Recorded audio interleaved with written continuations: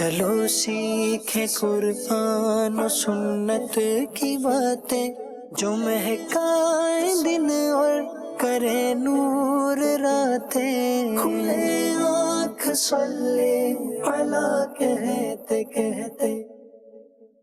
الحمدللہ رب العالمین والصلاة والسلام علی خاتم النبیین اما بعد فاعوذ باللہ من الشیطان الرجیم بسم اللہ الرحمن الرحیم. الصلاة والسلام علیکہ یا رسول اللہ وعلی آلکہ واصحابکہ یا حبیب اللہ. الصلاة والسلام علیکہ یا نبی اللہ وعلی آلکہ واصحابکہ یا نور اللہ. مدنی چینل کے ناظرین ملاحظہ کر رہے ہیں پروگرام کھلے آنکھ صلی علی کہتے کہتے. اللہ رب العالمین کی بارگاہ میں دعا کرتے ہیں مالک کریم آج کے دن کو ہم سب کے لیے رحمتوں والا بنائے، برکتوں والا بنائے. اس دن میں ہمیں وہ کام کرنے کی سعادت اور توفیق ملے جس میں اس کی اور اس کے پیارے حبیب صلی اللہ تعالیٰ علیہ وآلہ وسلم کی رضا اور خوشنودی شامل ہو. مدنی چینل کے ناظرین، صدیق اکبر رضی اللہ تعالیٰ عنہ مسلمانوں کے پہلے خلیفہ ہیں اور آپ رضی اللہ تعالیٰ عنہ کی نسبت سے آج کا سلسلہ انشاءاللہ پیش کیا جائے گا اور خصوصی ٹرانسمیشن آپ مدنی چینل پر اس حوالے سے وقتاً فوقتاً ملاحظہ فرما رہے ہیں. اللہ رب العالمین کے آخری نبی صلی اللہ تعالیٰ علیہ وآلہ وسلم نے ارشاد فرمایا اولا الناس بی یوم القیامت اکثرهم علی صلاۃ. ترمذی شریف کی یہ بڑی زبردست روایت ہے.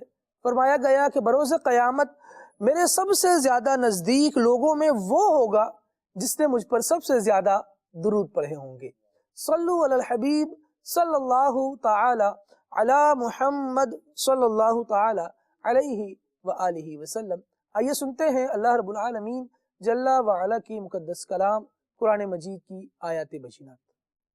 اعوذ باللہ من الشیطان الرجیم. میں اللہ تعالیٰ کی پناہ میں آتا ہوں شیطان مردود سے.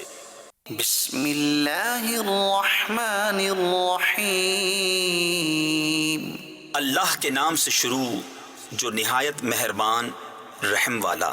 والسماء ذات البروج واليوم الموعود وشاہد ومشہود. قسم آسمان کی جس میں برج ہیں اور اس دن کی جس کا وعدہ ہے اور اس دن کی جو گواہ ہے اور اس دن کی جس میں حاضر ہوتے ہیں. قتل اصحاب الاخدود. کھائی والوں پر لعنت ہو. النار ذات الوقود اذ هم علیہا قعود. وہ اس بھڑکتی آگ والے جب وہ اس کے کناروں پر بیٹھے تھے. وهم على ما يفعلون بالمؤمنین شہود. اور وہ خود گواہ ہیں جو کچھ مسلمانوں کے ساتھ کر رہے تھے. وما نقموا منهم إلا أن يؤمنوا بالله العزيز الحميد.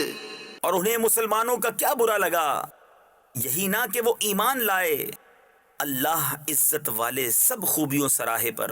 الذي له ملك السماوات والأرض والله على كل شيء شهيد. کہ اسی کے لیے آسمانوں اور زمین کی سلطنت ہے اور اللہ ہر چیز پر گواہ ہے.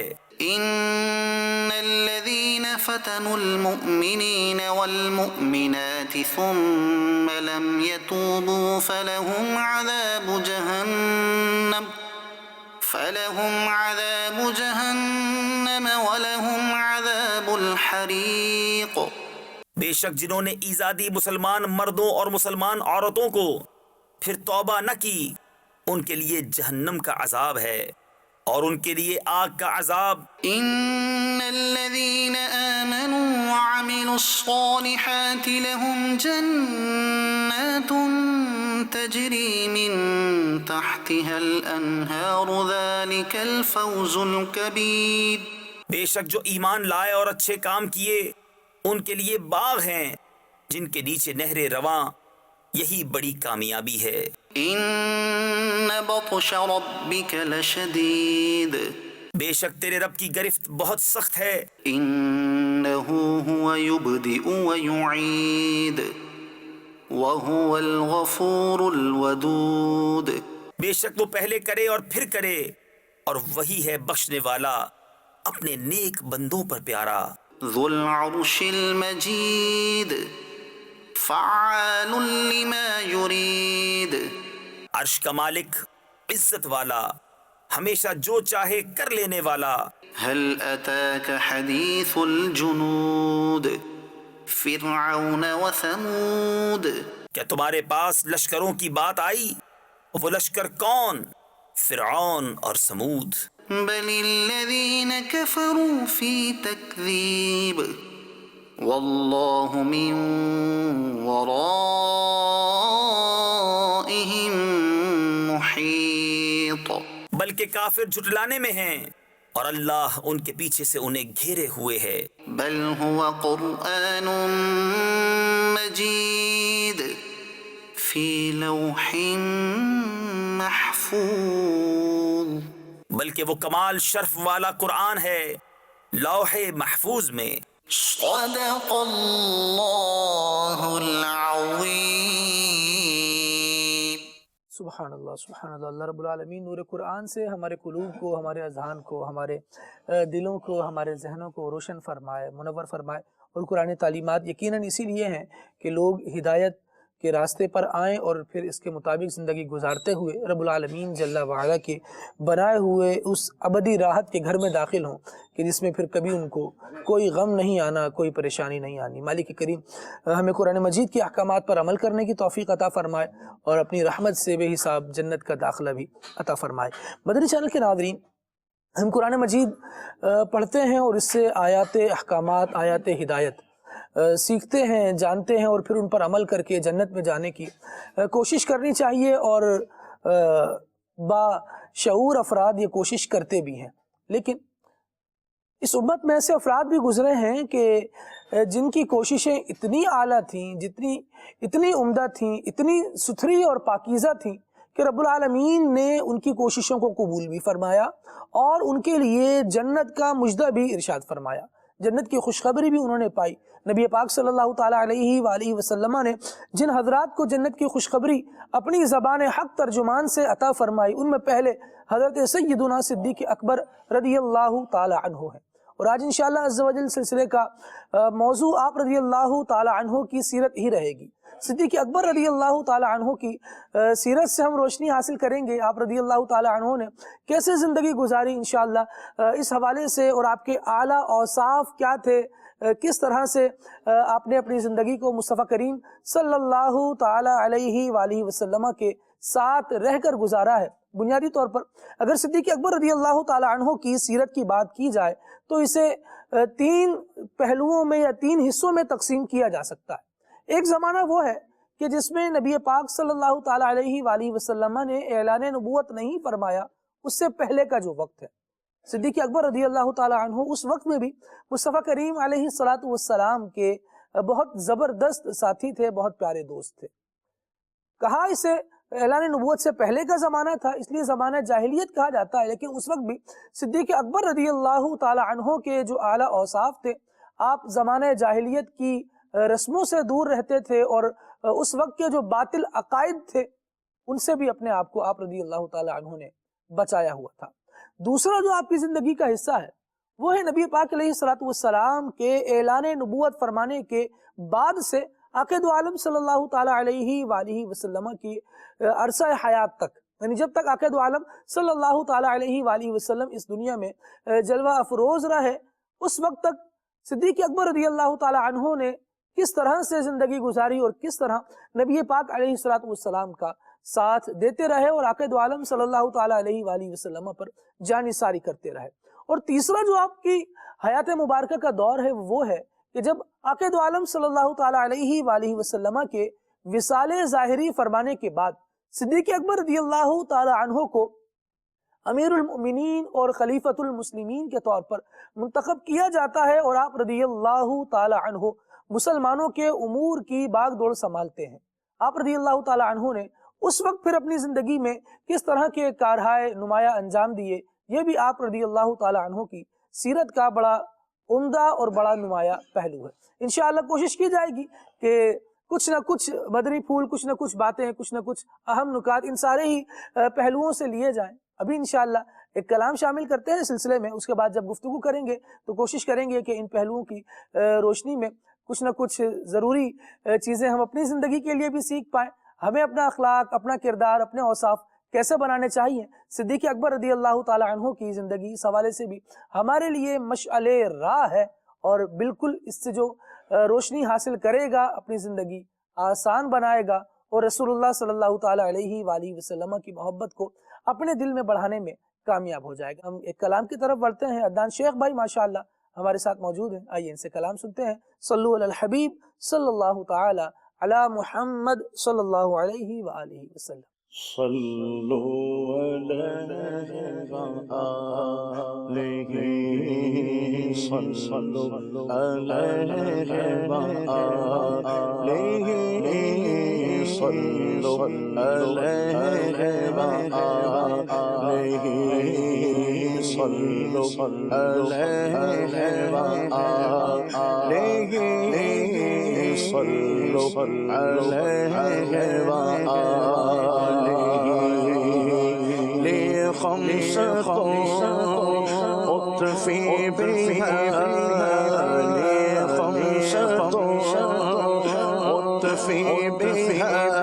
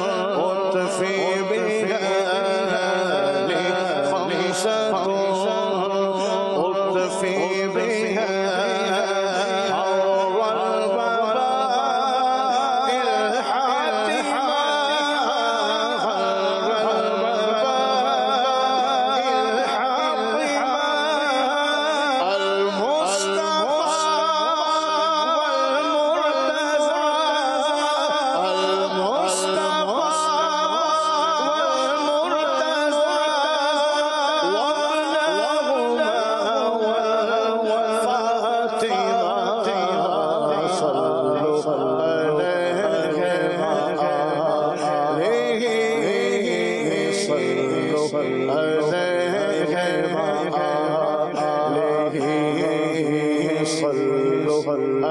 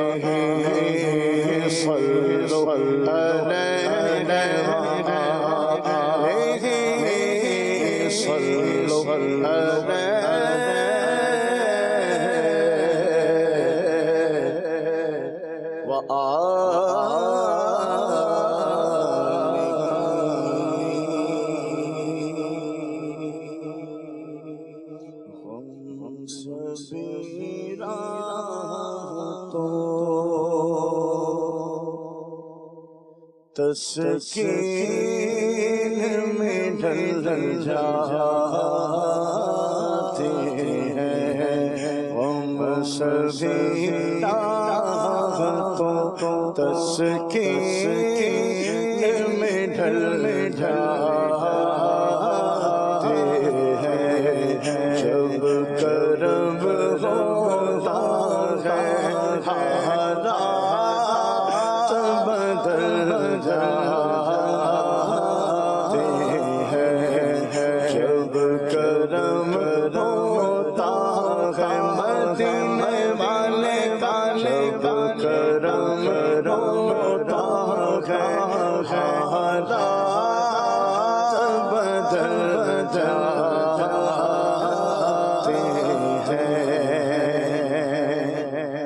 غم سبیرا تو تسکین میں ڈل جاتے ہیں غم سبیرا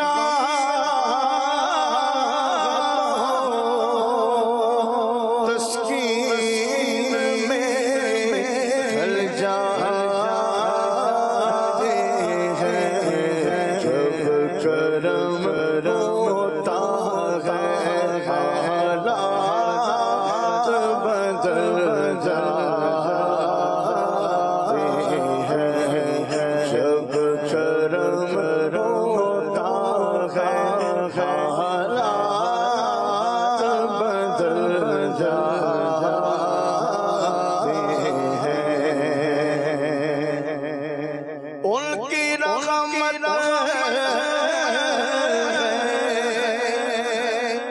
خطا پوش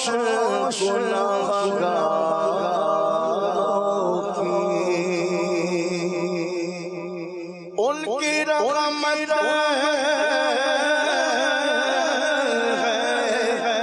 خطا پوش گناہگاروں کی ہوٹے سے سر بازار بھی چل جاتے ہیں ہوٹے سے سر بازار بھی چل جاتے ہیں جب کرم ہوتا ہے مدینے والے کا جب کرم ہوتا ہے حالات بدل جاتے ہیں اس میں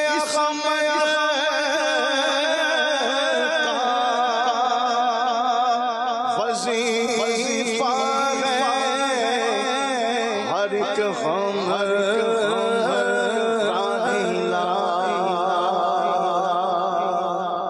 اس میں غم کا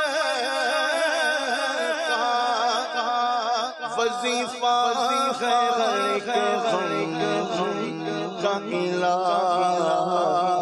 لاکھ خطرے ہو اسی نام سے ٹل جاتے ہیں لاکھ خطرے ہو اسی نام سے ٹل جاتے ہیں جب کرم ہوتا ہے حالات بدل جاتے ہیں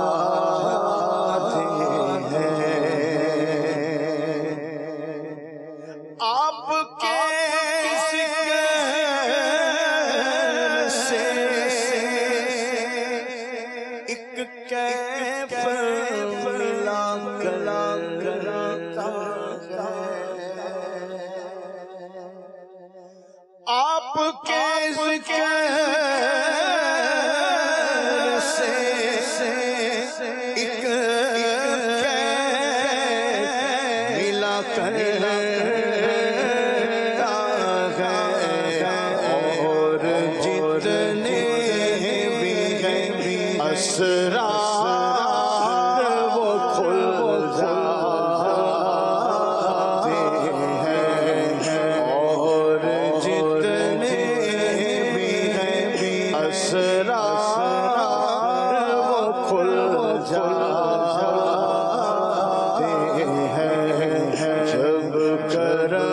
ہوتا ہے حالات بدل جاتے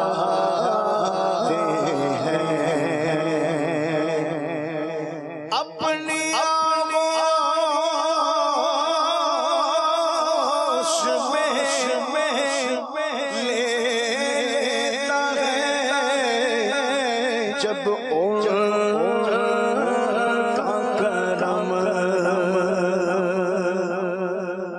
اپنی آغوش میں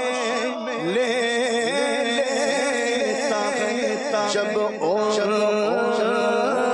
کا کرم زندگی کے سبھی انداز بدل جاتے ہیں زندگی کے سبھی انداز بدل جاتے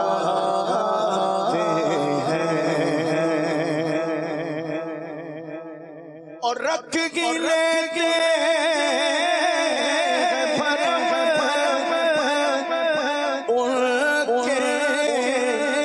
کرم کے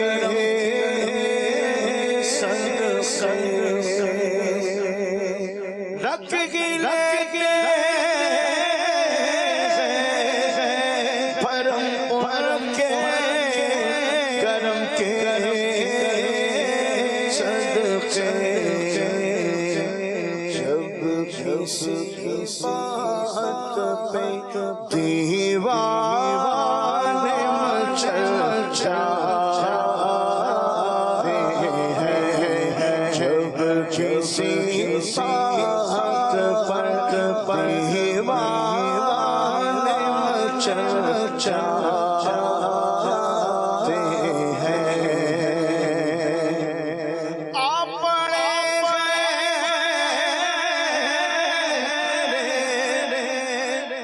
قدموں یہ سن کے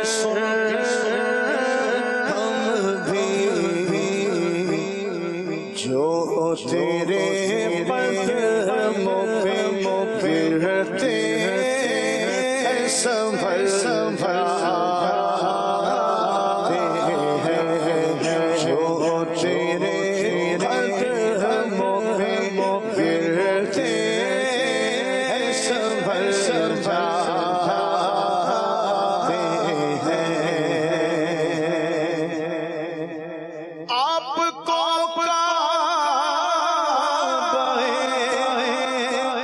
مقصود ہی مانو خالد آپ کو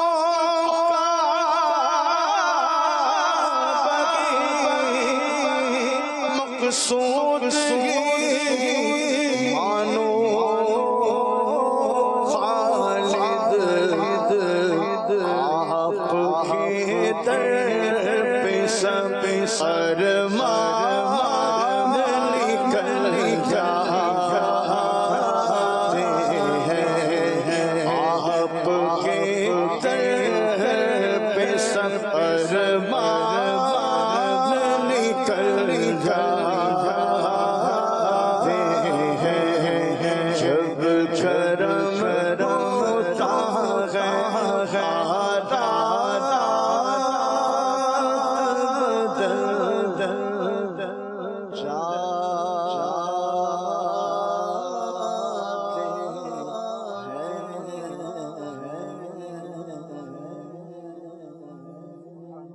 سبحان اللہ سبحان اللہ، بہت زبردست کلام شامل سلسلہ ہوا۔ اللہ رب العالمین اس کلام کی برکتیں ہم سب کو نصیب فرمائے۔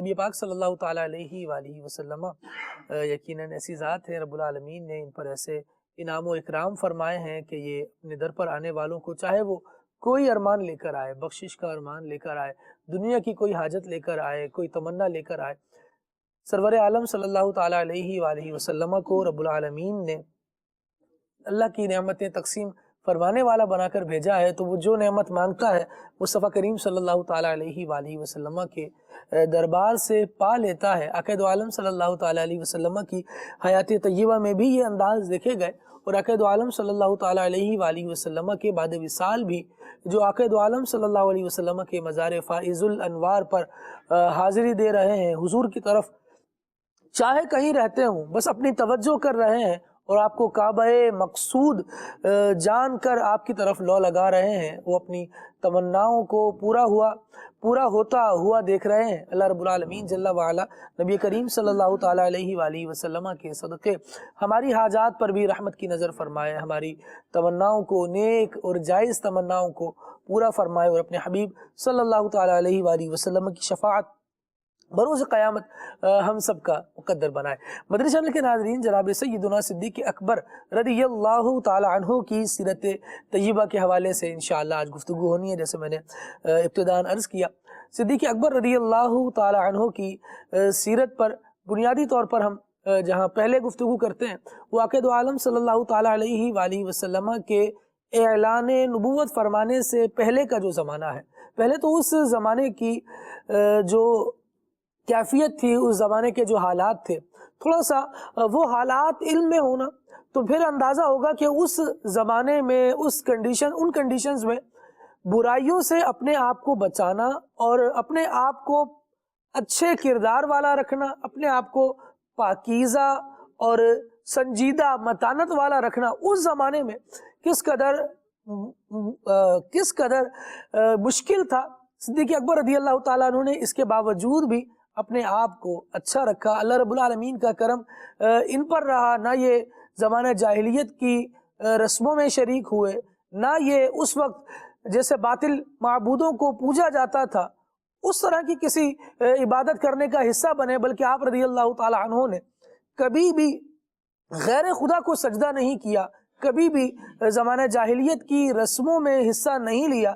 آپ رضی اللہ تعالی عنہ کی صاحبزادی حضرت سیدہ عائشہ صدیقہ رضی اللہ تعالی عنہ، آپ رضی اللہ تعالی عنہ کے اس زمانے کی باتیں بھی بیان کیا کرتی صحابہ کرام علیہ رضوان کے درمیان، اور پھر آقا دو عالم صلی اللہ تعالی علیہ وآلہ وسلم پر ایمان لانے کے بعد صدیق اکبر رضی اللہ تعالی عنہ کی نفاست میں جو اور زیادہ اضافہ ہوا اسے بھی بیان کیا کرتی۔ پھر نبی پاک علیہ السلام کا اپنا انداز دیکھیے تو آقا دو عالم صلی اللہ تعالی علیہ وآلہ وسلم صدیق اکبر رضی اللہ تعالی عنہ کی منقبتیں خود حضرت حسان بن ثابت رضی اللہ تعالی عنہ سے اور دیگر اصحاب سے سنا کرتے تھے، یہاں تک کہ بیان کیا گیا کہ آقا دو عالم صلی اللہ تعالی علیہ وآلہ وسلم، بلکہ آپ احادیث کا مطالعہ کیجئے تو آپ کو اندازہ ہوگا کہ نبی پاک صلی اللہ تعالی علیہ وآلہ وسلم خود فضائل صدیق اکبر رضی اللہ تعالی عنہ برسر منبر بیان فرماتے، بلکہ اس سے بھی اوپر جائیے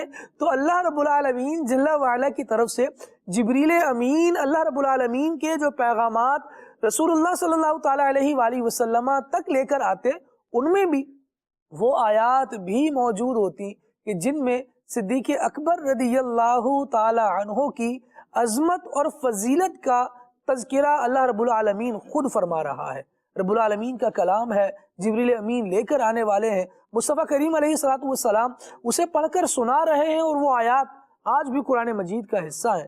صدیق اکبر رضی اللہ تعالی عنہ ایسے اللہ کی بارگاہ کے مقبول بندے ہیں، لیکن میں محروز بھائی چاہوں گا کہ صدیق اکبر رضی اللہ تعالی عنہ کی سیرت کے جو پہلا دور ہے زمانہ جاہلیت والا، آقا دو عالم صلی اللہ تعالی علیہ وآلہ وسلم کے اعلان نبوت فرمانے سے پہلے والا، اس کو آپ کس طرح ڈسکرائب کریں گے؟ سبحان اللہ، اللہ آپ کو برکت عطا فرمائے۔ حضرت سیدنا ابو بکر صدیق رضی اللہ تعالی عنہ معیار ایمان اور خوش عقیدگی ہیں، واہ واہ اور واہ، دنیا بھر میں جہاں کوئی شخص لا الہ الا اللہ محمد رسول اللہ کہنے والا موجود ہے، وہاں حضرت سیدنا ابو بکر صدیق رضی اللہ تعالی عنہ کی محبت بھی یقیناً پائی جاتی ہے، اور آپ کے فضائل بھی یقیناً بیان کیے جاتے ہیں۔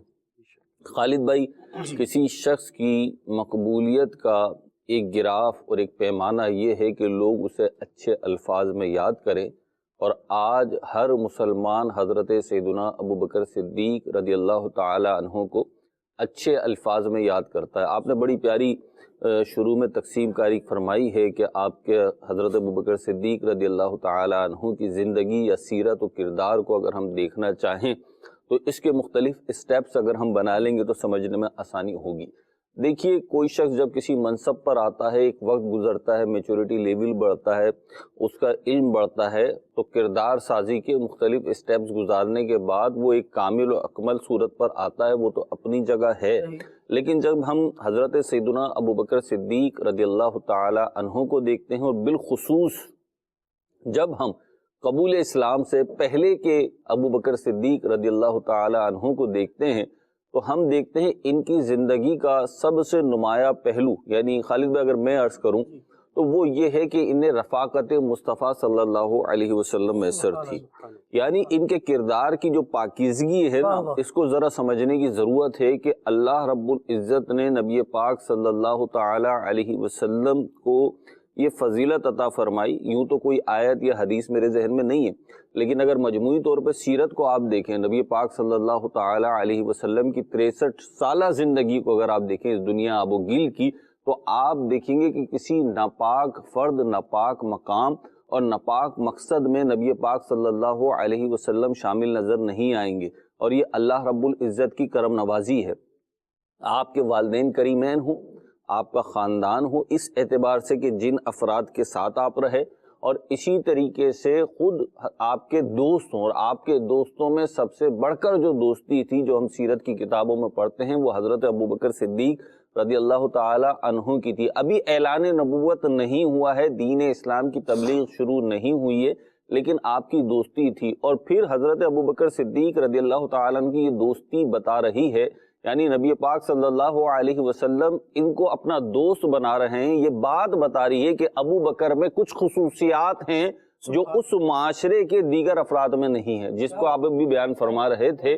خالد بھائی دیکھیے، پاک صاف جگہ پر ستھرے مقام سے بندہ گزر کر آئے اور کہ دیکھو میں بالکل صاف ستھرا ہوں، یہ اتنے بڑے کمال کی بات نہیں ہے۔ کمال یہ ہے کہ بندہ گندگی اور کیچڑ میں سے گزر کر آئے اور اس کے جسم و لباس پر ایک چھینٹا نہ ہو۔ اور حضرت ابوبکر صدیق رضی اللہ تعالیٰ عنہ جس تاریک دور میں آپ کی ولادت ہوئی، اور آپ کی جوانی کا جو دور ہے، قبول اسلام سے پہلے کا جو دور ہے، یہ وہی دور ہے جہاں پر بہت ساری برائیاں معاشرے میں رائج تھیں، یہاں تک کہ ان برائیوں کو برائی تصور کرنے کا بھی کانسیپٹ ختم ہو چکا تھا۔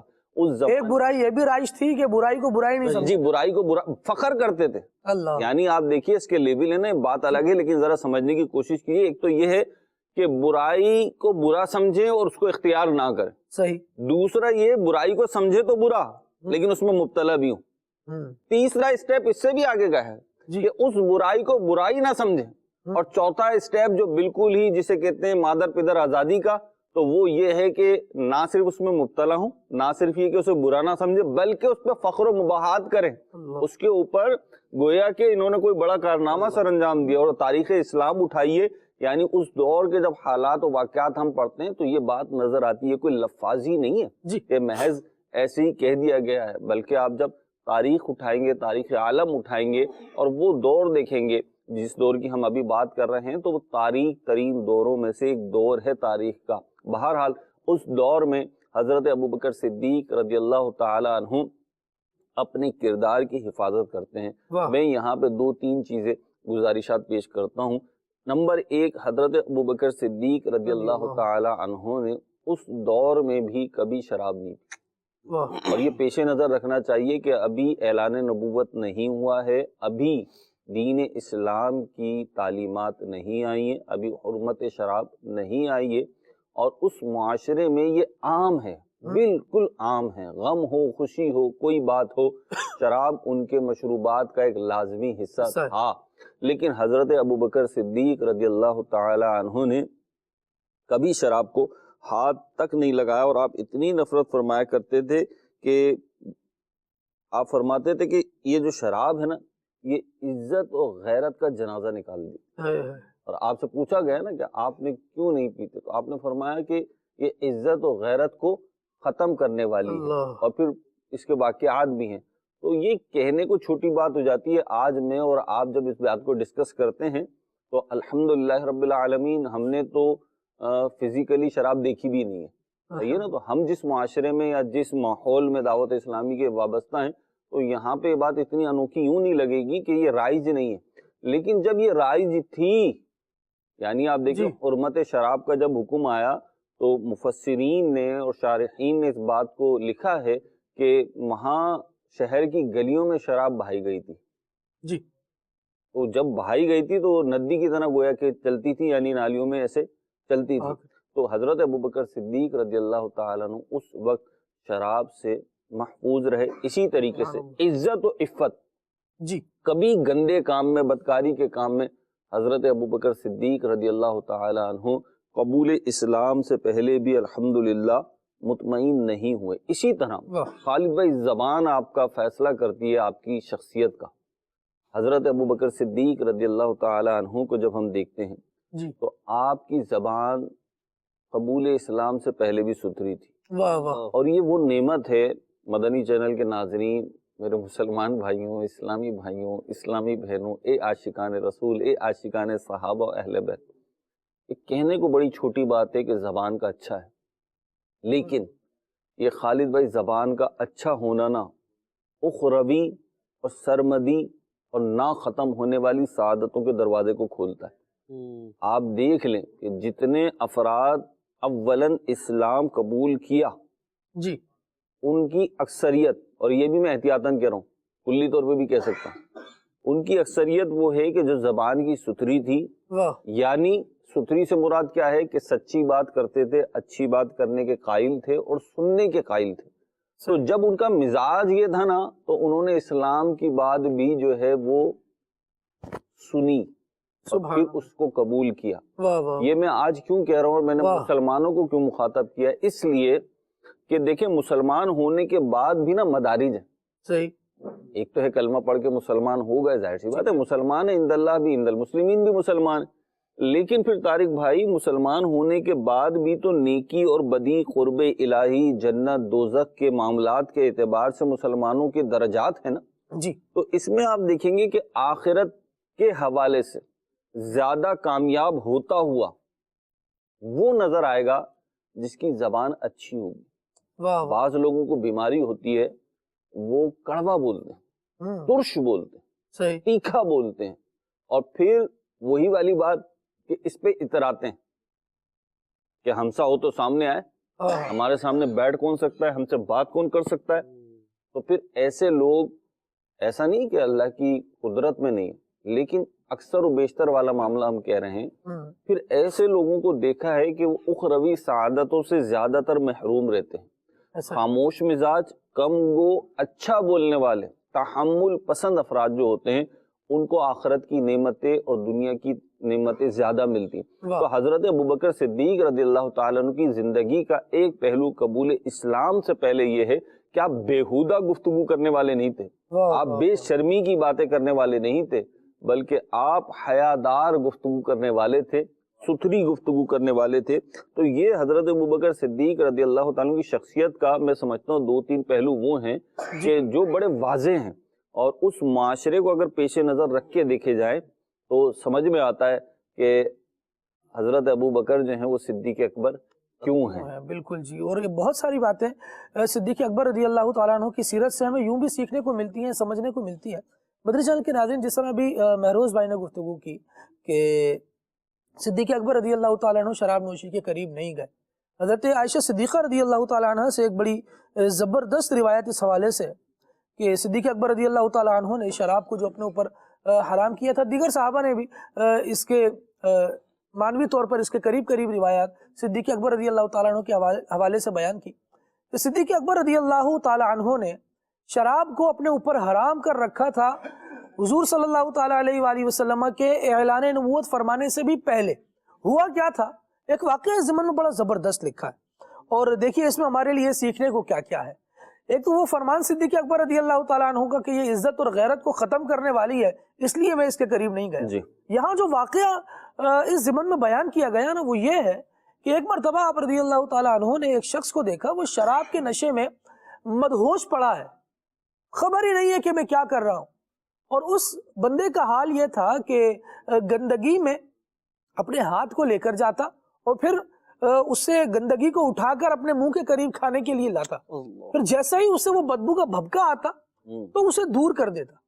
صدیق اکبر رضی اللہ تعالیٰ عنہ نے اس بندے کو دیکھا تو کہا کہ یہ کیا حال بنا رکھا ہے اس نے, اس کو ابھی اپنی ہی خبر نہیں ہے, اس سے معلوم ہی نہیں ہے کہ یہ کیا کر رہا ہے. اس کی یہ عجیب و غریب حالت دیکھنے کے بعد صدیق اکبر رضی اللہ تعالیٰ عنہ فرماتے ہیں بس اس کے بعد شراب سے سخت نفرت ہو گئی.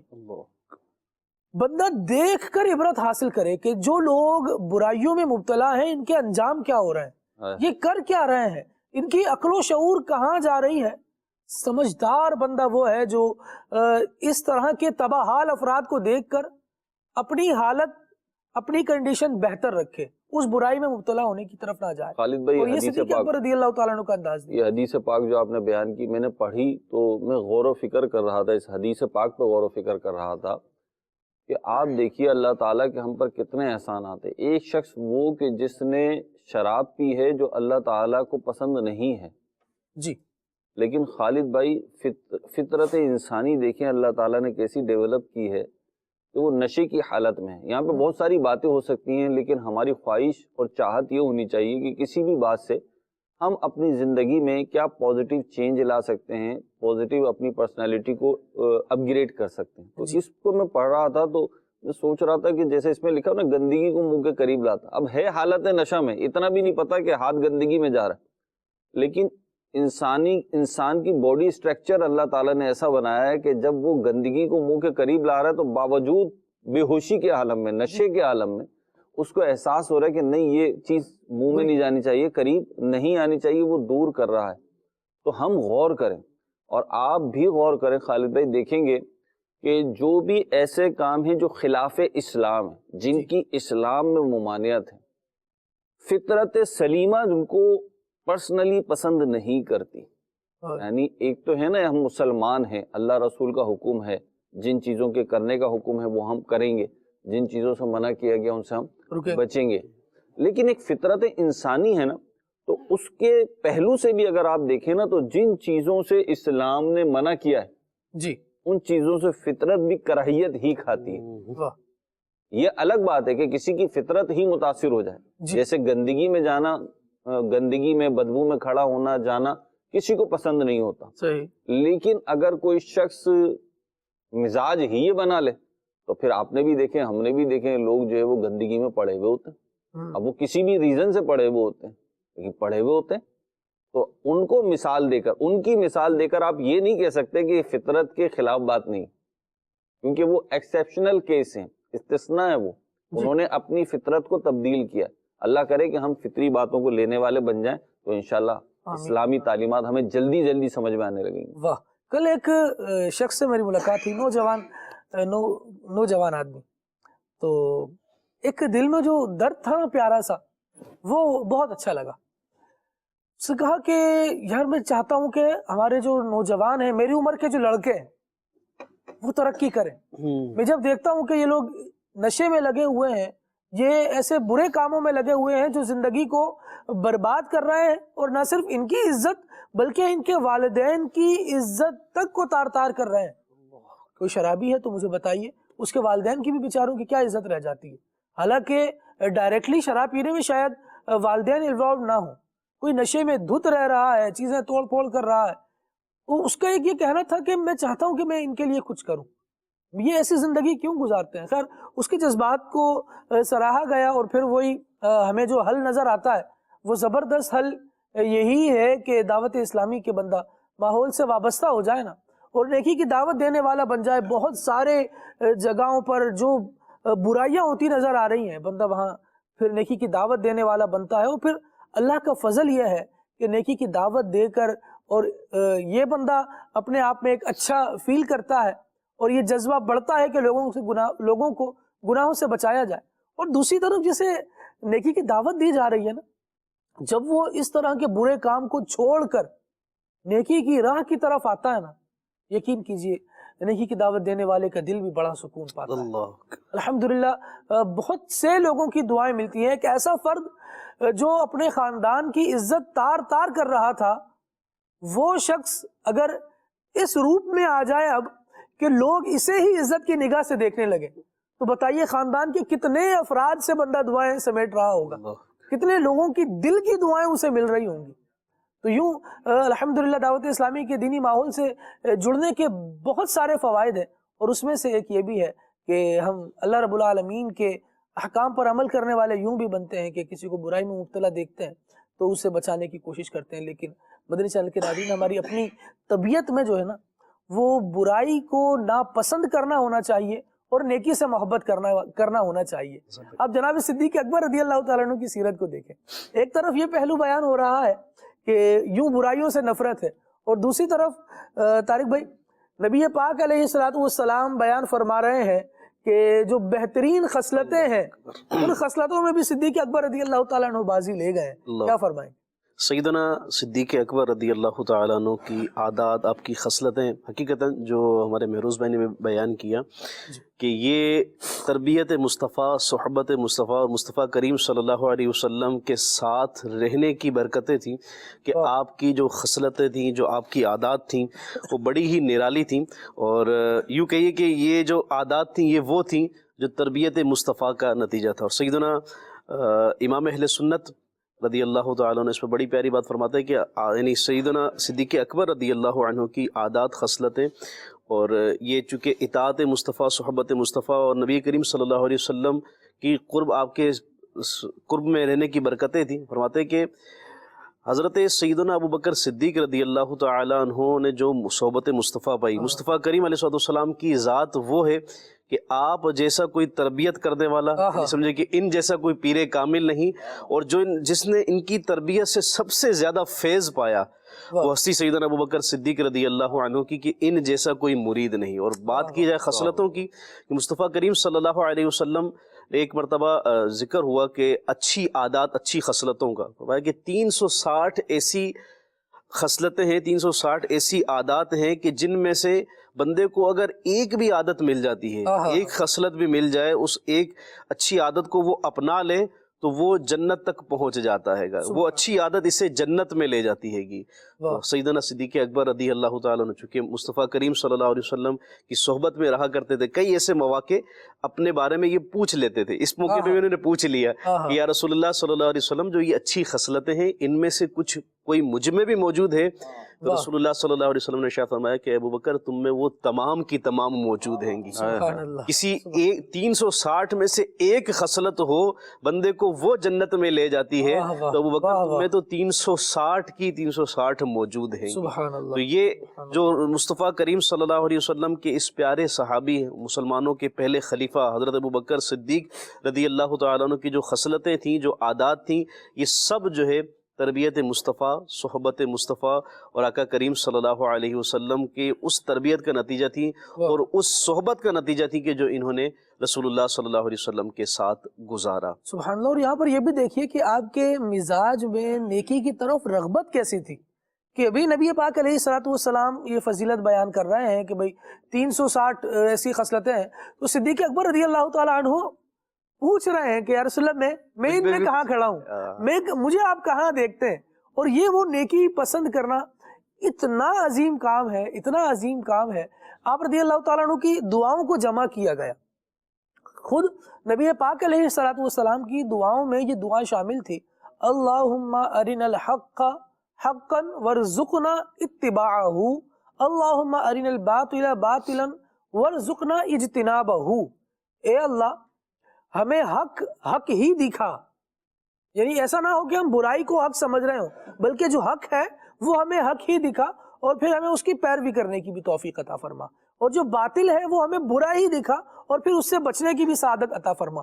نبی پاک علیہ الصلوۃ والسلام کی دعاؤں میں سے اس دعا کو بیان کیا گیا، اور خود صدیق اکبر رضی اللہ تعالیٰ عنہ کی جو دعائیں جمع کی گئی نا کہ آپ مختلف اوقات میں کون سی دعائیں کیا کرتے تھے، تو اس میں یہ دعا سر فہرست ہے۔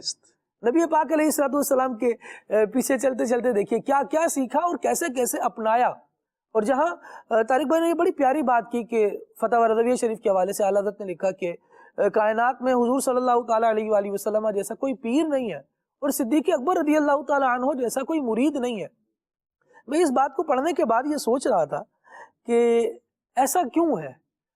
بلا شبہ، بلا تشبیہ، بلا تمثیل، نبی پاک علیہ الصلوۃ والسلام تو رب کے محبوب ہیں اور کوئی مثال ہی نہیں ہے ان کی نا، لیکن ایک مرید ہونے کی حیثیت سے ہم دیکھیں تو مرید ہونے کی حیثیت میں بھی اس بات کو مد نظر رکھنا بہت ضروری ہے کہ آپ کسی پیر کامل کے مرید ہیں، بہت اچھی بات ہے، بڑی سعادت مندی ہے، لیکن اس پیر کامل کے فرامین پر چلنے والے آپ کتنے ہیں؟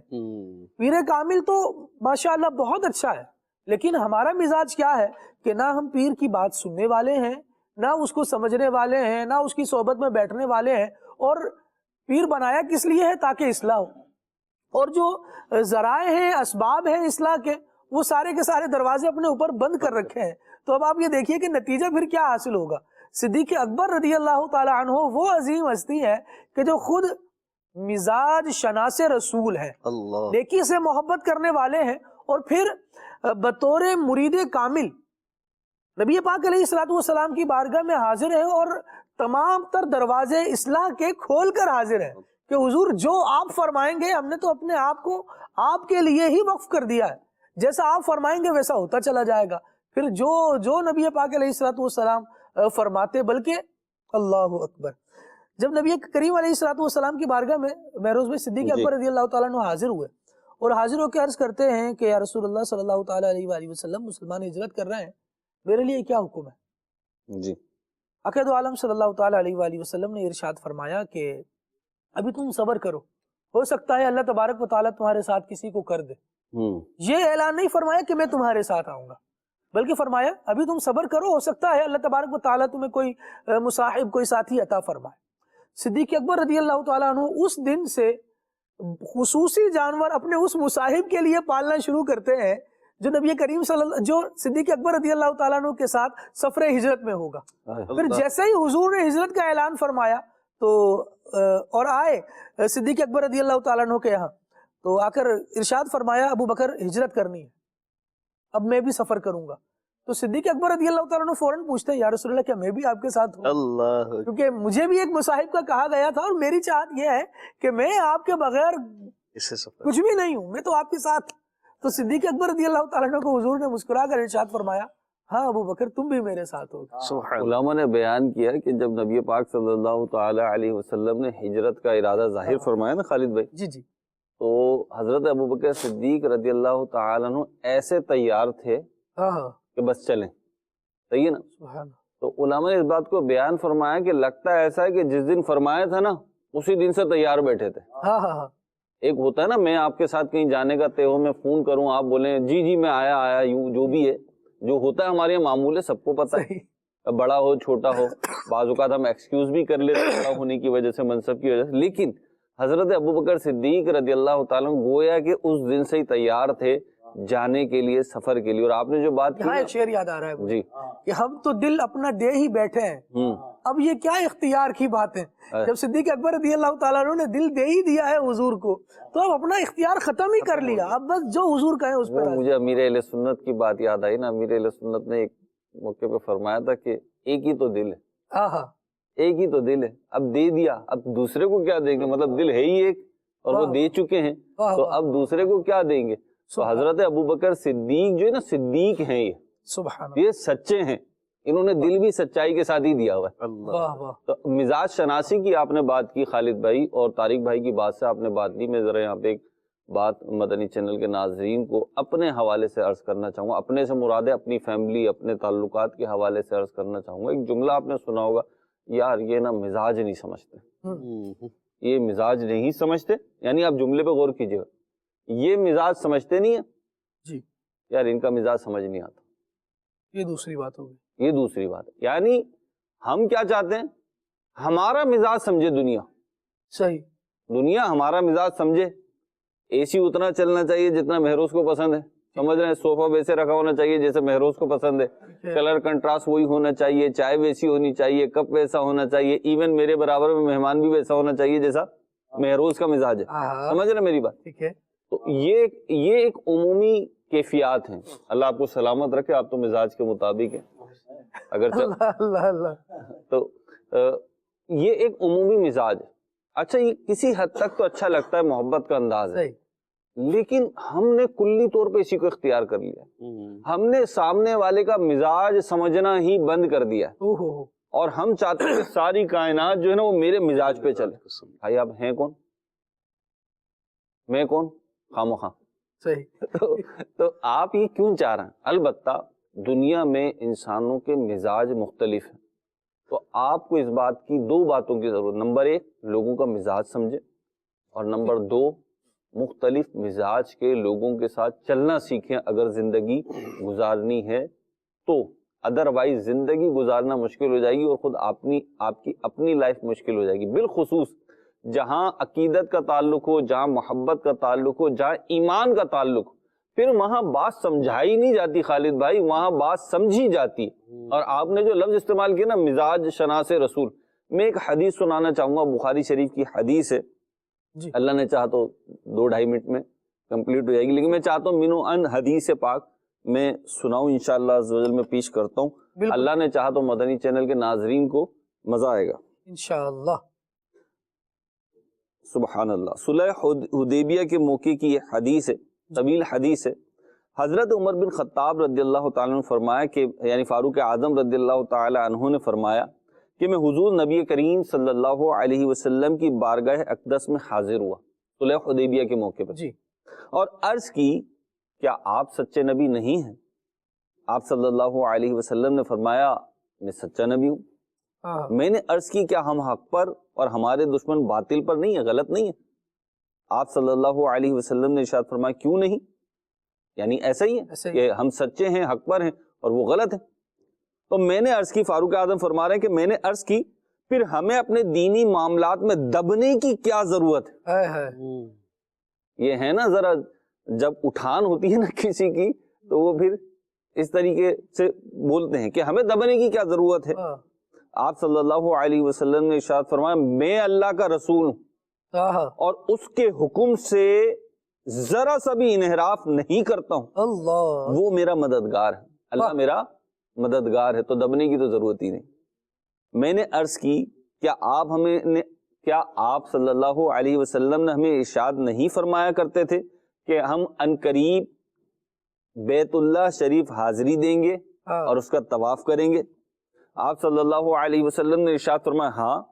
کیا میں نے تمہیں اس سال ایسا تو کہا تھا کہ ہم عنقریب حاضر ہوں گے اور بیت اللہ کا طواف کریں گے، لیکن فرمایا ہاں مگر کیا میں نے تمہیں اس سال بیت اللہ شریف حاضری دینے کی خبر دی تھی؟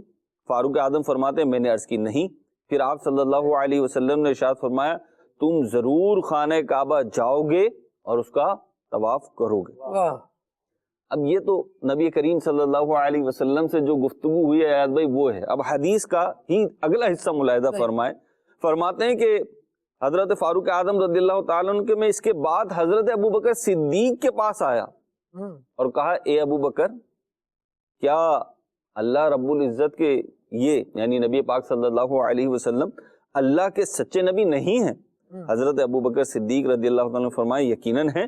میں نے عرض کی کیا ہم حق پر اور ہمارے دشمن باطل پر نہیں؟ اب دیکھیں سوال وہی ہے، وہی سوال ہیں جو نبی پاک صلی اللہ علیہ وسلم سے کیے. کیا ہم حق پر اور ہمارے دشمن باطل پر یعنی غلط نہیں ہے؟ آپ رضی اللہ تعالی عنہ نے صدیق اکبر نے فرمایا ایسا ہی ہے کہ ہم حق پر ہیں اور ہمارا دشمن غلط ہے، باطل پر ہے. تو فاروق اعظم کہتے ہیں میں نے عرض کی پھر ہمیں اپنے دینی معاملات میں دبنے کی کیا ضرورت ہے؟ وہی سوال.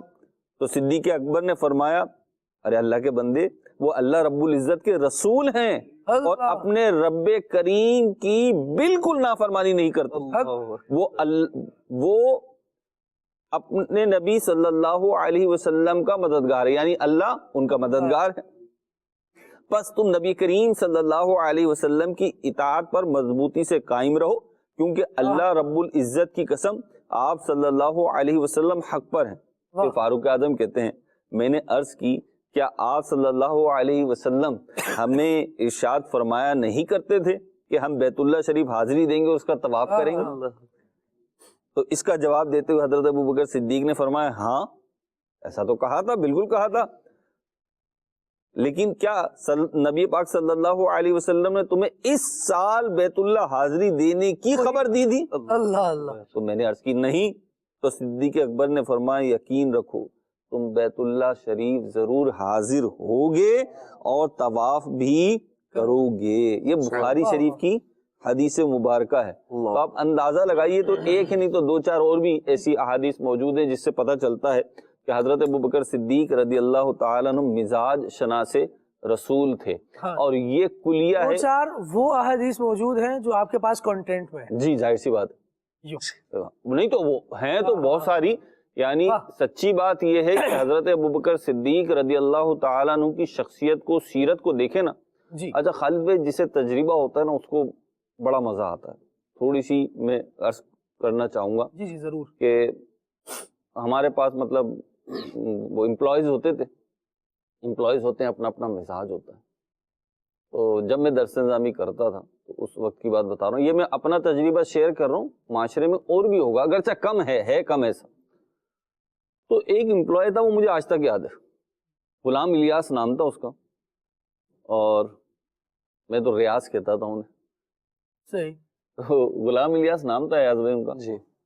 اور وہ 2-3 مہینے میں نا ہمارے ادارے کا میرا اتنا مزاج سمجھ گئے تھے کہ کس لمحے کیا کرنا ہے نا ان کو کہنے کی ضرورت نہیں پڑتی تھی. تو یہ مزاج شناسی نا ایسا نہیں ہے کہ ناممکن ہے. یہ جب آپ کا تعلق ہوتا ہے اور آپ تھوڑی سی حساس طبیعت کے ہوتے تو مزاج شناسی کا آپ کو پتہ لگ جاتا ہے. تو آپ بھی کوشش کریں اور یہ بھی سمجھیں کہ یہ تو نبی پاک صلی اللہ علیہ وسلم کی مزاج شناسی ہے نا. اور ظاہر سی بات ہے آپ شارع ہیں. صحیح. جب آپ شارع ہیں تو شریعت کی بھی مزاج شناسی ہے. یعنی اس مزاج شناسی کے پہلو میں ایک پہلو یہ ہے کہ شریعت کا مقصود بھی یہی ہے کہ مزاج سمجھ لو. صحیح. سبحان اللہ. شریعت کا پہلو بھی یہی ہے. تو ہم دین اسلام کا بھی مزاج سمجھیں. اور دین اسلام کا مزاج یہ ہے کہ وہ انسانوں کی خیر خواہی بھلائی آسانی اور کامیابی چاہتا ہے. تو جب اس کے احکام سمجھنے ہوں ان کی حکمتیں سمجھنی ہوں تو انہی پہلوؤں سے وہ سمجھ میں آئیں گی. وہ ہوتا ہے نا بعض اوقات خاندانوں میں ایک چیز ہوتی ہے مزاج کے اعتبار سے عرض کروں فوراً سمجھ میں آ جائے گی آپ کی کہ کچھ انبن ہو رہی ہوتی ہے ایاز بھائی. جی. تو کوئی بیچ میں کودتا ہے وہ کہتا ہے یار آپ چھوڑ دو میں سنبھال لوں گا. بھائی یہ کیوں چھوڑ دیں آپ کیوں سنبھال لو گے. صحیح. کیونکہ وہ اس کے مزاج کے مطابق ڈیل نہیں کر رہا اور آپ اس کے مزاج کے مطابق ڈیل کر لو گے. ایک ہی بچہ ہوتا ہے جب وہ بگڑتا ہے تو گھر کا ایک فرد اس کو قابو نہیں کر پاتا دوسرا قابو کر لیتا ہے. وجہ کیا ہوتی ہے؟ مزاج شناسی. تو مزاج شناسی میں زندگی کا بھی سکون ہے دل کا بھی سکون ہے اور ایمان کا بھی سکون ہے. یہ حاصل کیسے ہوگی خالد بھائی؟ اب ہمیں حاصل ایسے ہوگی کہ ہم سیرت کو پڑھیں. کس کی؟ نبی پاک صلی اللہ تعالی علیہ وسلم کی سیرت کو پڑھیں. اور پڑھنے کا انداز یہ ہونا چاہیے ابتداءً ہمیں اس وقت جو سب سے بیسٹ کتاب مجھے لگتی ہے وہ ہے آخری نبی کی پیاری سیرت. مختصر بھی ہے آسان بھی ہے اور تقریباً سیرت کے اس میں پہلو جو قابل بیان ہیں اس اعتبار سے کہ اتنی مختصر کتاب میں آ سکتے ہیں وہ اس میں آ گئے. تو پہلے وہ پڑھیں پھر سیرت مصطفیٰ سیرت رسول عربی اور پھر دیگر بڑی کتابوں کی طرف جائیں.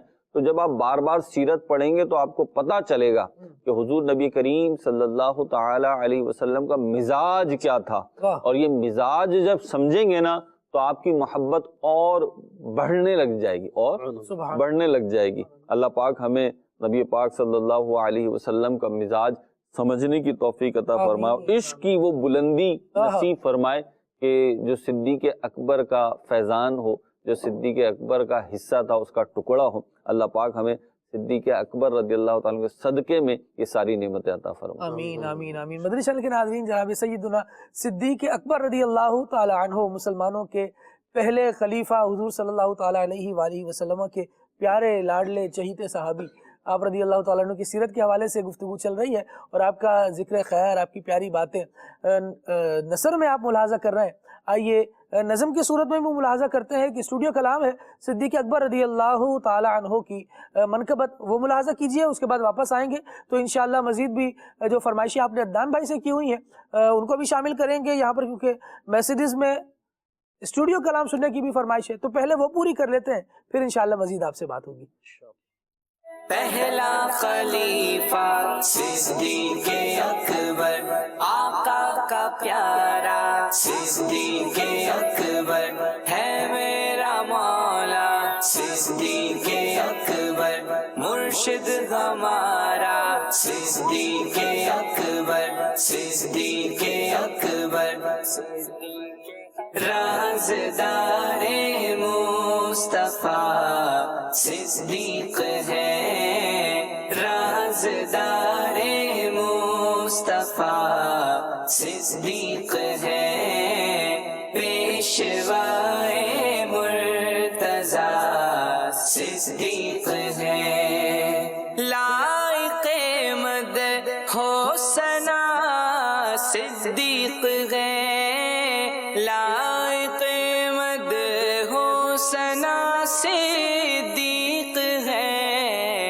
عشق احمد میں فنا صدیق ہے، عشق احمد میں فنا صدیق ہے، رازدار مصطفیٰ صدیق ہے، پیشوائے مرتضیٰ صدیق ہے، اولین و سابقی اصحاب کے مبتدا و مقتدا صدیق ہے، مصطفیٰ کے بعد امت کے لیے سب سے پہلے رہنما صدیق ہے، بعد نبیوں کے ہوا افضل مقام بالیقین فضل خدا صدیق ہے، ساری امت میں کوئی انسا نہیں، ساری امت میں کوئی انسا نہیں، ساری امت میں کوئی انسا نہیں، صاحب فضل و علا صدیق ہے، صاحب فضل و علا صدیق ہے، رازدار مصطفیٰ صدیق ہے، پیشوائے مرتضیٰ صدیق ہے، ہو عمر عثمان یا مولا علی، ہو عمر عثمان یا مولا علی، سب کے رہبر با خدا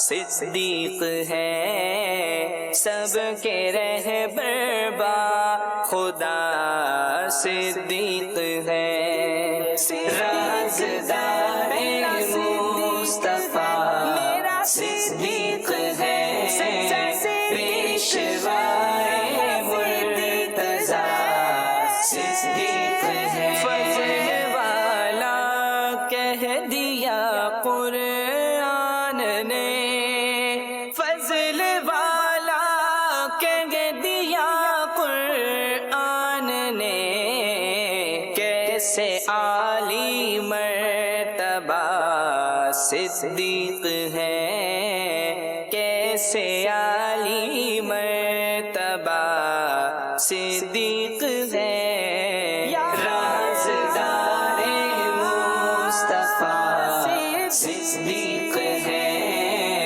پیشوائے مرتضیٰ صدیق ہے، ہجرت کی رات ہی نہ فقط ہم سفر رہے، صدیق ہم رکاب نبی عمر بھر رہے، ایسا نہیں کہ صرف رہے زندگی میں ساتھ، اب بھی گئے ان کے ساتھ یہ مد نظر رہے، راہ ہجرت کے لیے احباب میں، راہ ہجرت کے لیے احباب میں، انتخاب مصطفیٰ صدیق ہے، انتخاب مصطفیٰ صدیق ہے، رازدار مصطفیٰ صدیق ہے، پیشوائے مرتضیٰ صدیق ہے، سانپ سے ڈس والیا تھا غار میں، رسوالیاں تھا غار میں، کرنے والے جاں فدا صدیق ہے، کرنے والے جاں فدا صدیق ہے، رازدار مصطفیٰ صدیق ہے، پیشوائے مرتضیٰ صدیق ہے، شاد ہو برہان کے قلب غزی، شاد ہو برہان کے قلب غزی، غمزدوں کا آسرا صدیق ہے، غمزدوں کا آسرا صدیق ہے، رازدار مصطفیٰ صدیق ہے، پیشوائے مرتضیٰ صدیق ہے، پہلا خلیفہ صدیق اکبر، آقا کا پیارا صدیق اکبر ہے، میرا مولا صدیق اکبر، مرشد ہمارا صدیق اکبر، صدیق اکبر، سبحان اللہ سبحان اللہ۔ خلیفۃ الرسول حضرت جناب سیدنا صدیق اکبر رضی اللہ تعالی عنہ کے منقبت ہم نے سننے کی سعادت حاصل کی۔ کچھ میسیجز آپ کے شامل کرتے ہیں، کالز بھی شامل کرتے ہیں، اور پھر دیکھتے ہیں کہ ناظرین کیا کہہ رہے ہیں۔ میسیجز کچھ تو پڑھ لیے ہیں، دوبارہ پڑھ لیتا ہوں، آپ کو بھی سنا دیتا ہوں، تاکہ یہ چھوٹا سا ایک شکوہ جو آپ کبھی کبھی فرماتے ہیں کہ ہمارا میسیج شامل نہیں کیا جاتا وہ نہ ہو، اور کبھی کبھی شامل ہو جاتا ہے میسیج، پتہ نہیں لگ پاتا، کچھ الفاظ اس میں سے تبدیل کر دیے جاتے ہیں، کبھی کسی وجہ سے نام نہیں بیان کیا جاتا، اس وجہ سے بھی ایسا لگتا ہے کہ شاید میرا نہیں کسی اور کا میسیج پڑھا گیا ہے۔ بہرحال جی، محمد کیف ہیں اور ان کا کہنا یہ ہے، لجپال نبی میرے، یہ کلام سنا دیجئے۔ صدیق اکبر رضی اللہ تعالیٰ عنہ کی اسٹوڈیو منقبت بھی سنا دیجئے، یہ آپ نے ملاحظہ کر لی جناب۔ جڑا والا سے میسج ہے، کلام سنا دیں قربان میں ان کی بخشش کے۔ واہ جی واہ، سبحان اللہ۔ اور جی وہاڑی سے میسج ہے، اور ان کا کہنا یہ ہے کہ نعت خواں اسلامی بھائی سے عرض ہے یہ کلام سنا دیں، بلا لو پھر مجھے اے شاہ بحر و بر مدینے میں۔ واہ بہت اچھا۔ زمین و زمان تمہارے لیے، اس کلام کی بھی فرمائش ہے۔ عدنان بھائی سے پہلے بھی کئی بار فرمائش کی جا چکی ہے، لیکن وہ یہ کلام نہیں پڑھتے۔ عدنان بھائی یہ پیارا سے شکوہ آپ کے ساتھ، اور کلام ہے گھٹائیں غم کی چھائیں دل پریشاں یا رسول اللہ۔ اللہ پاک آپ سب حاضرین کو اسی سال حج کی سعادت نصیب فرمائے، جزاک اللہ خیرہ۔ اللہ کریم آپ کے حق میں بھی اس دعا کو قبول فرمائے، بہت شکریہ بہت پیاری سی دعا سے نوازنے کے لیے۔ اچھا جی، علی شہزاد اتاری ہے اقبال نگر سے، منگتے ہیں کرم ان کا صدا مانگ رہے ہیں، اس کلام کی فرمائش ہے۔ ٹھیک ہے جی، رمیز احمد اتاری ہیں خانپور سے، راتیں بھی مدینے کی باتیں بھی مدینے کی۔ ٹھیک ہے جی، صدیق اکبر رضی اللہ تعالی عنہ کی منقبت سنا دیجئے۔ ٹھیک ہے، یہ کون ہے؟ کیا شان پائی اللہ اکبر، صدیق اکبر صدیق اکبر، یہ کلام سنا ہے۔ ٹھیک ہے جی، میرے صدیق اکبر ہیں، یہ منقبت سنا دیجئے۔ ایک کلام سنا دیں، منگتا ان کا منگتا ہوں۔ سبحان اللہ، کیا بات ہے جی، اللہ کریم برکتیں دے۔ مزید بھی میسیجز موجود ہیں، کچھ کالز لیتے ہیں جی۔ کلیام صلی اللہ کہتے کہتے سلسلے میں ایک کلام کی فرمائش کی، جب حسن تھا ان کا جلوہ نما، انوار کا عالم کیا ہوگا۔ سبحان اللہ، کیا بات ہے، بہت زبردست کلام کی فرمائش کی آپ نے۔ مزید عمران بھائی آپ سے عرض ہے، پلیز آج یہ والا کلام سناتے، امام اہل سنت امام احمد رضا خان کا لکھا ہوا محمد مظہر کامل حق کے شان عزت کا۔ سبحان اللہ سبحان اللہ، اللہ کریم برکت عطا فرمائے۔ مزید نعت خان اسلام بھائی نو اکساں کے سانونا یہ والا کلام سنا دیں، وسوئے لال ہزار پھرتے ہیں۔ واہ واہ، تیرے دن اے بہار پھرتے ہیں، کیا بات ہے جی، پنجابی زبان میں اعلیٰ حضرت کے اردو کلام کی فرمائش۔ مرحبا، اور کون ہے، کیا کہنا چاہ رہے ہیں؟ نوید سعید کبیر والا سے عرض کر رہا ہوں، نعت خواں اسلامی بھائی سے میری عرض ہے کہ مجھے یہ نعت سنا دیں، کالیاں زلفاں والا دکھی دلاں دا سہارا۔ واہ واہ واہ واہ، کیا بات ہے جی، سبحان اللہ۔ غلام نبی اتاری ہیں خانپور سے، مجھے مدینے کی دو اجازت، یہ کلام سننا ہے، سبحان اللہ۔ مزید کال دیجیے۔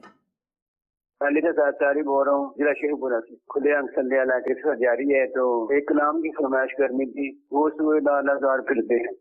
سبحان اللہ، کیا بات ہے۔ مزید خان اسلامی بھائی سے یہ فرمائش کرنی تھی کہ یہ والا کلام سناتے مجھے کیا بتاؤں کہ کیا مدینہ ہے۔ کیا مدینہ ہے، بس میرا مدعا مدینہ ہے، بے خود کیے دیتے ہیں، یہ کلام سنا دیجئے۔ مظفر گڑھ سے میسج ہے، واہ جی واہ۔ مزید کال ایک اور دے دیجئے۔ میری نعت خواں اسلامی بھائی سے عرض ہے کہ برائے کرم مجھے بلا لو پھر مدینے کلام سنا دیں، جزاک اللہ خیر۔ سبحان اللہ، کچھ کلام ایسے ہیں جن کی ایک سے زائد مرتبہ فرمائش آئی، اللہ کریم آپ سب کو برکت عطا فرمائے۔ ادان بھائی کی طرف بڑھتے ہیں، جی ادان بھائی۔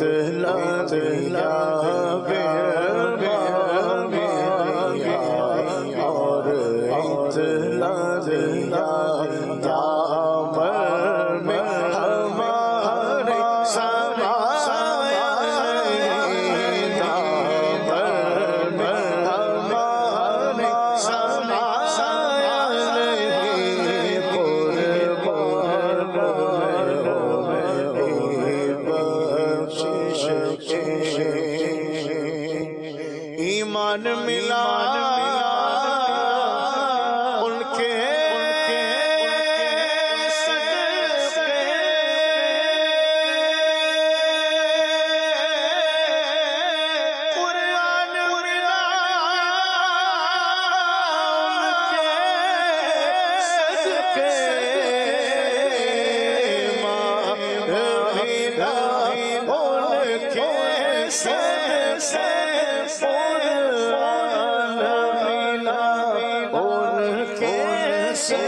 سے رحمان ان کے سر سے رمضان ان کے سر سے وہ کیا ہے جو غم نے پایا نہیں، وہ کیا ہے جو غم نے پایا نہیں، قربان بخشش کی زمین و زمان تمہارے مکین و مکان تمہارے چنین و چنا تمہارے بنے دو جہاں تمہارے داخل میں زبان تمہارے بدل میں جان تمہارے داخل میں زبان تمہارے بدل میں جان تمہارے ہمارے یہاں تمہارے اٹھے بے وہاں تمہارے ہمارے یہاں تمہارے اٹھے بے وہاں تمہارے اور تمہاری چمک تمہاری دمک تمہاری جھلک تمہاری مہک زمین و فلک سما کو سبق میں سے کا نشان تمہارے زمین و فلک سما کو سبق میں سے کا نشان تمہارے اور سبا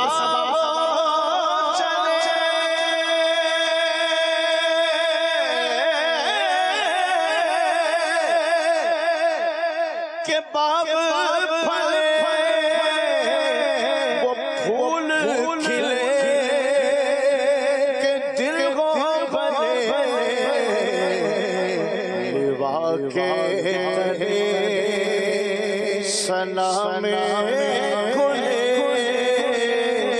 لیوا کے تلے سنا میں کھلے رضا کی زبان تمہارے لیے لیوا کے تلے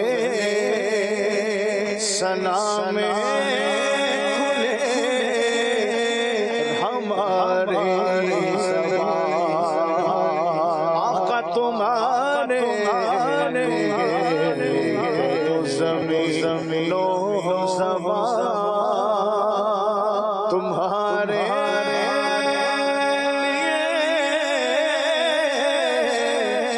مکین و مکان تمہارے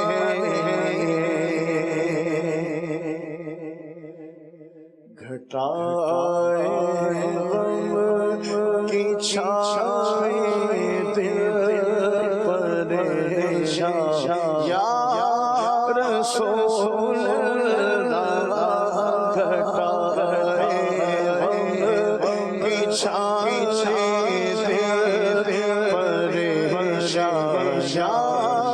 रसूल अल्लाह तुम्हें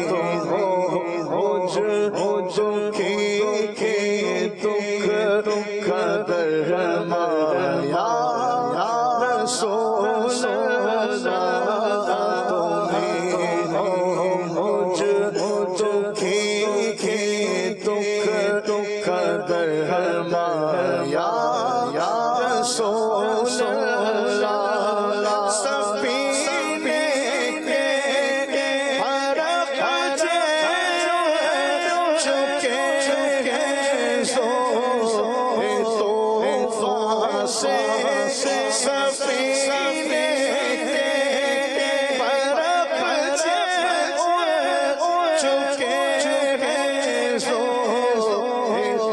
तूफान से संभालो मैं डूबा मेरी जान या रसूल अल्लाह संभालो मैं डूबा मेरी जान या रसूल अल्लाह न मुझको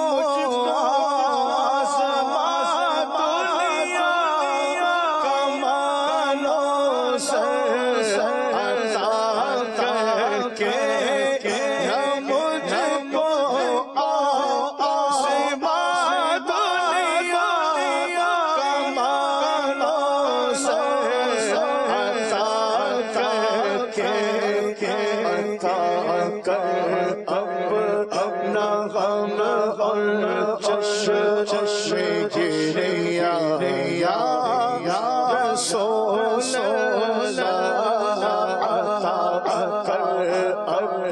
अपना गम और चश्मे गिरिया या रसूल अल्लाह गम की छाई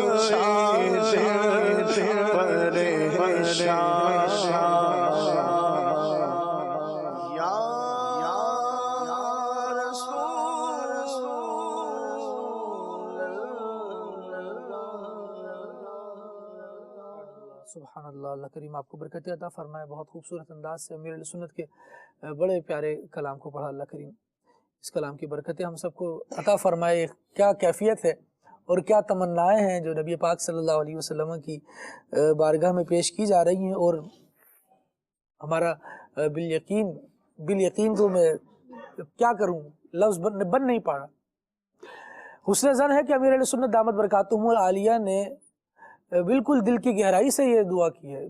दुनिया का माल नहीं चाहिए, चश्मे गिरियाँ चाहिए। और ये क्या मिजाज है। अल्लाह करीम अमीर अहले सुन्नत दामत बरकातुहुल आलिया को खूब बरकतें अता फरमाए और उनके फैज़ान से हमें खूब हिस्सा भी नसीब फरमाए।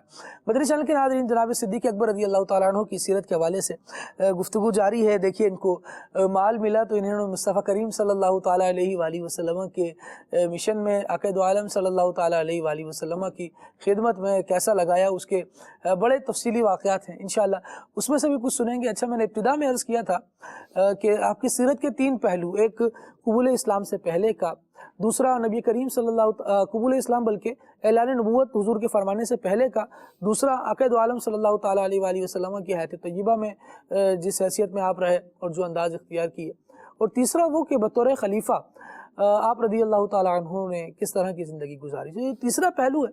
इंशाअल्लाह कल इसको हम तफसील से डिस्कस करेंगे और कल का हमारे सिलसिले का मौजू होगा सिद्दीक़ अकबर रज़ी अल्लाह तआला अन्हु बतौर खलीफा।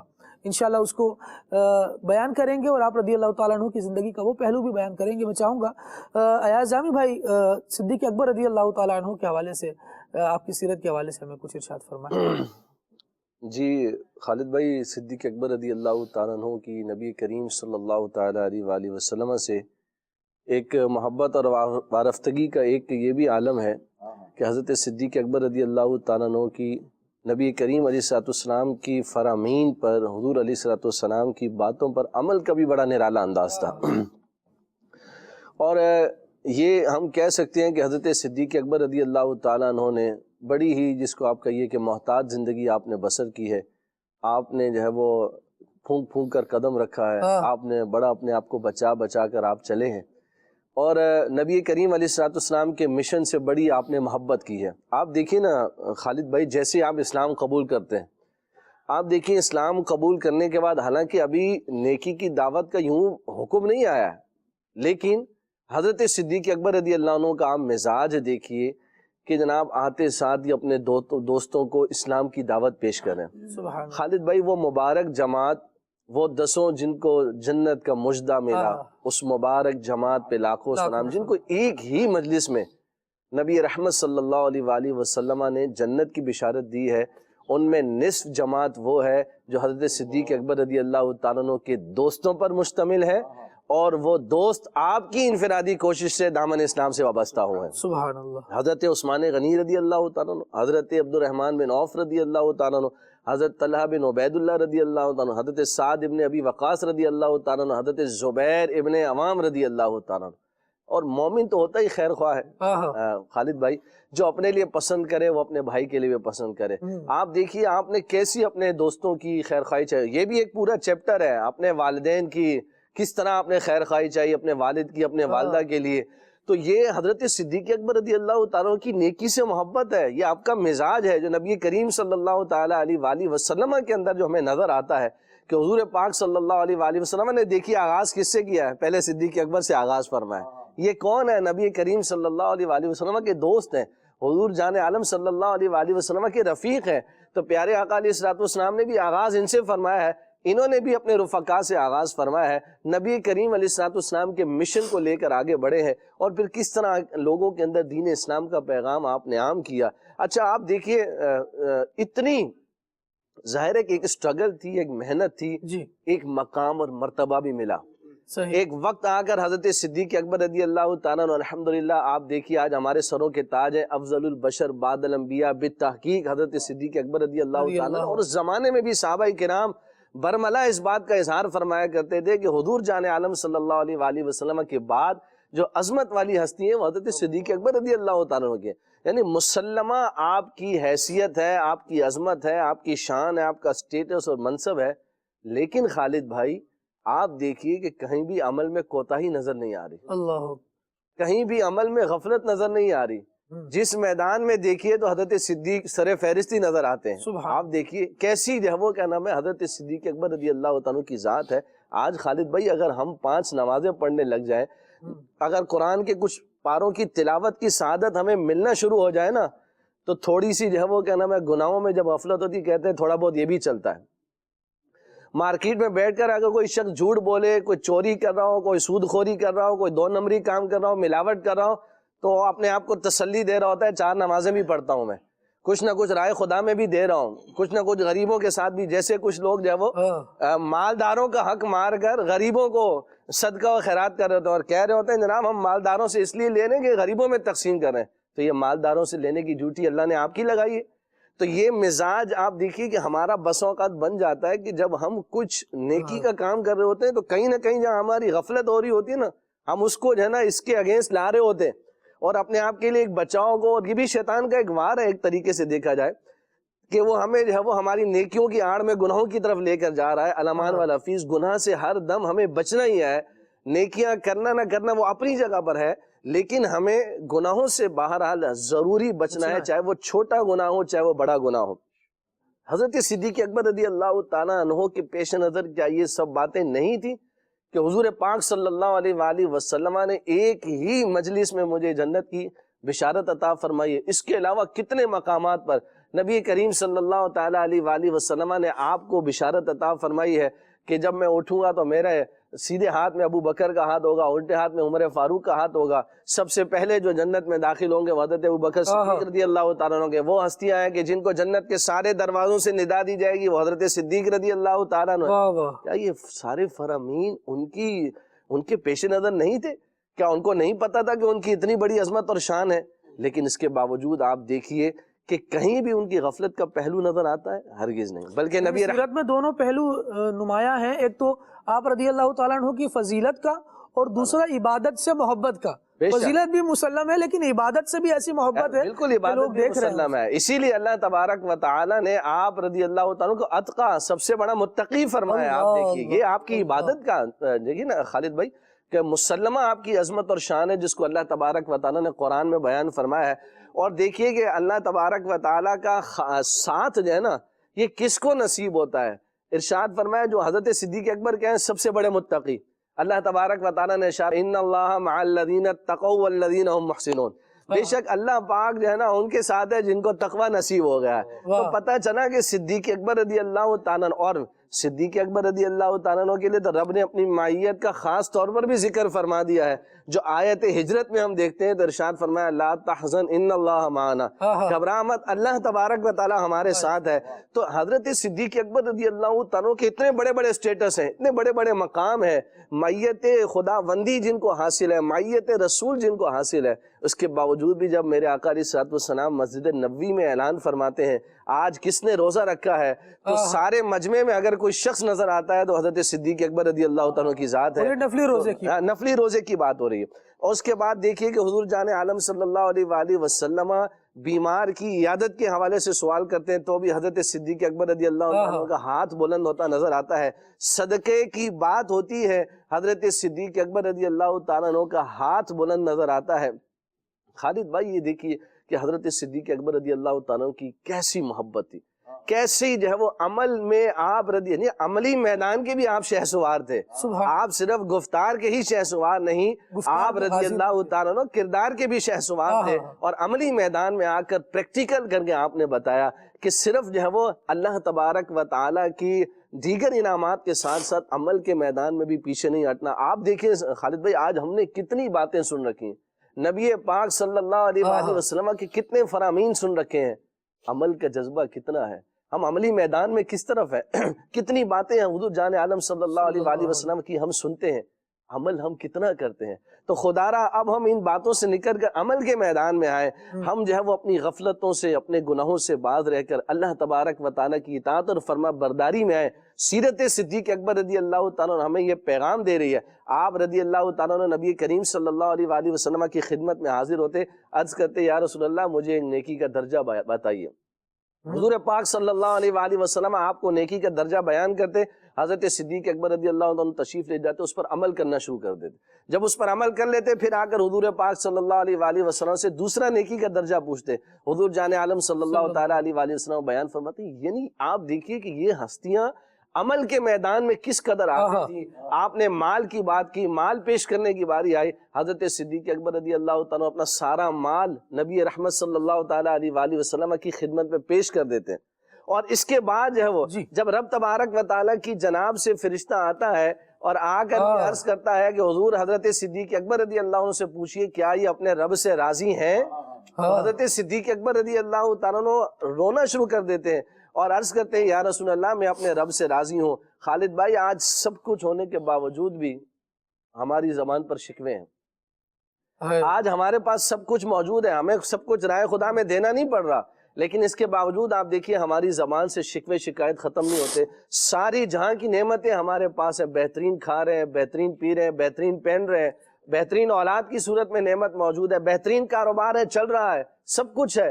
اس کے باوجود بھی جو ہے وہ ہماری زبان سے شکوے شکایت ختم نہیں ہوتے. لیکن وہ سب کچھ رائے خدا میں لٹا کر, ٹاٹ کا لباس پہن کر, اس میں کانٹوں کے یوں سمجھیے کہ بٹن سی کر حضرت صدیق اکبر رضی اللہ تعالیٰ عنہ ارشاد فرماتے ہیں حضور میں اپنے رب سے راضی ہوں. اللہ کے یہ بات ہمیں سمجھ میں کہ ہم نبی کریم صلی اللہ علیہ وآلہ وسلم اور اس کے رب سے ایسے راضی ہو جائیں کہ ہر حال میں بس اس کی رضا جو ہے وہ ہمارے پیش نظر ہو جائے. اور عمل کے میدان میں ہم کوتاہی نہ کریں, جو بات سنیں, بات سیکھیں, سمجھیں, اس کو عمل میں بھی ہم اپنے طور پر لائیں تو انشاءاللہ تبارک و تعالی صدیق اکبر رضی اللہ تعالیٰ عنہ کا حقیقی فیضان جس کو ہے نا وہ ہم اس کو پانے میں کامیاب ہو جائیں گے. ورنہ باتیں بے شمار ہیں. اللہ عمل کی توفیق نصیب. آمین.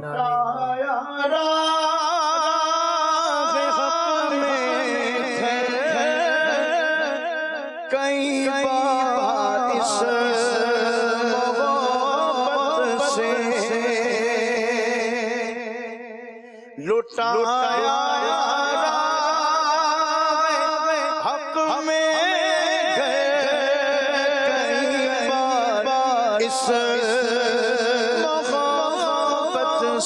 से कि लुट लुट कर हसन कर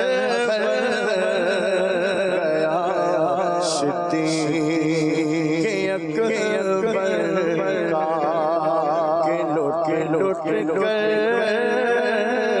हसन कर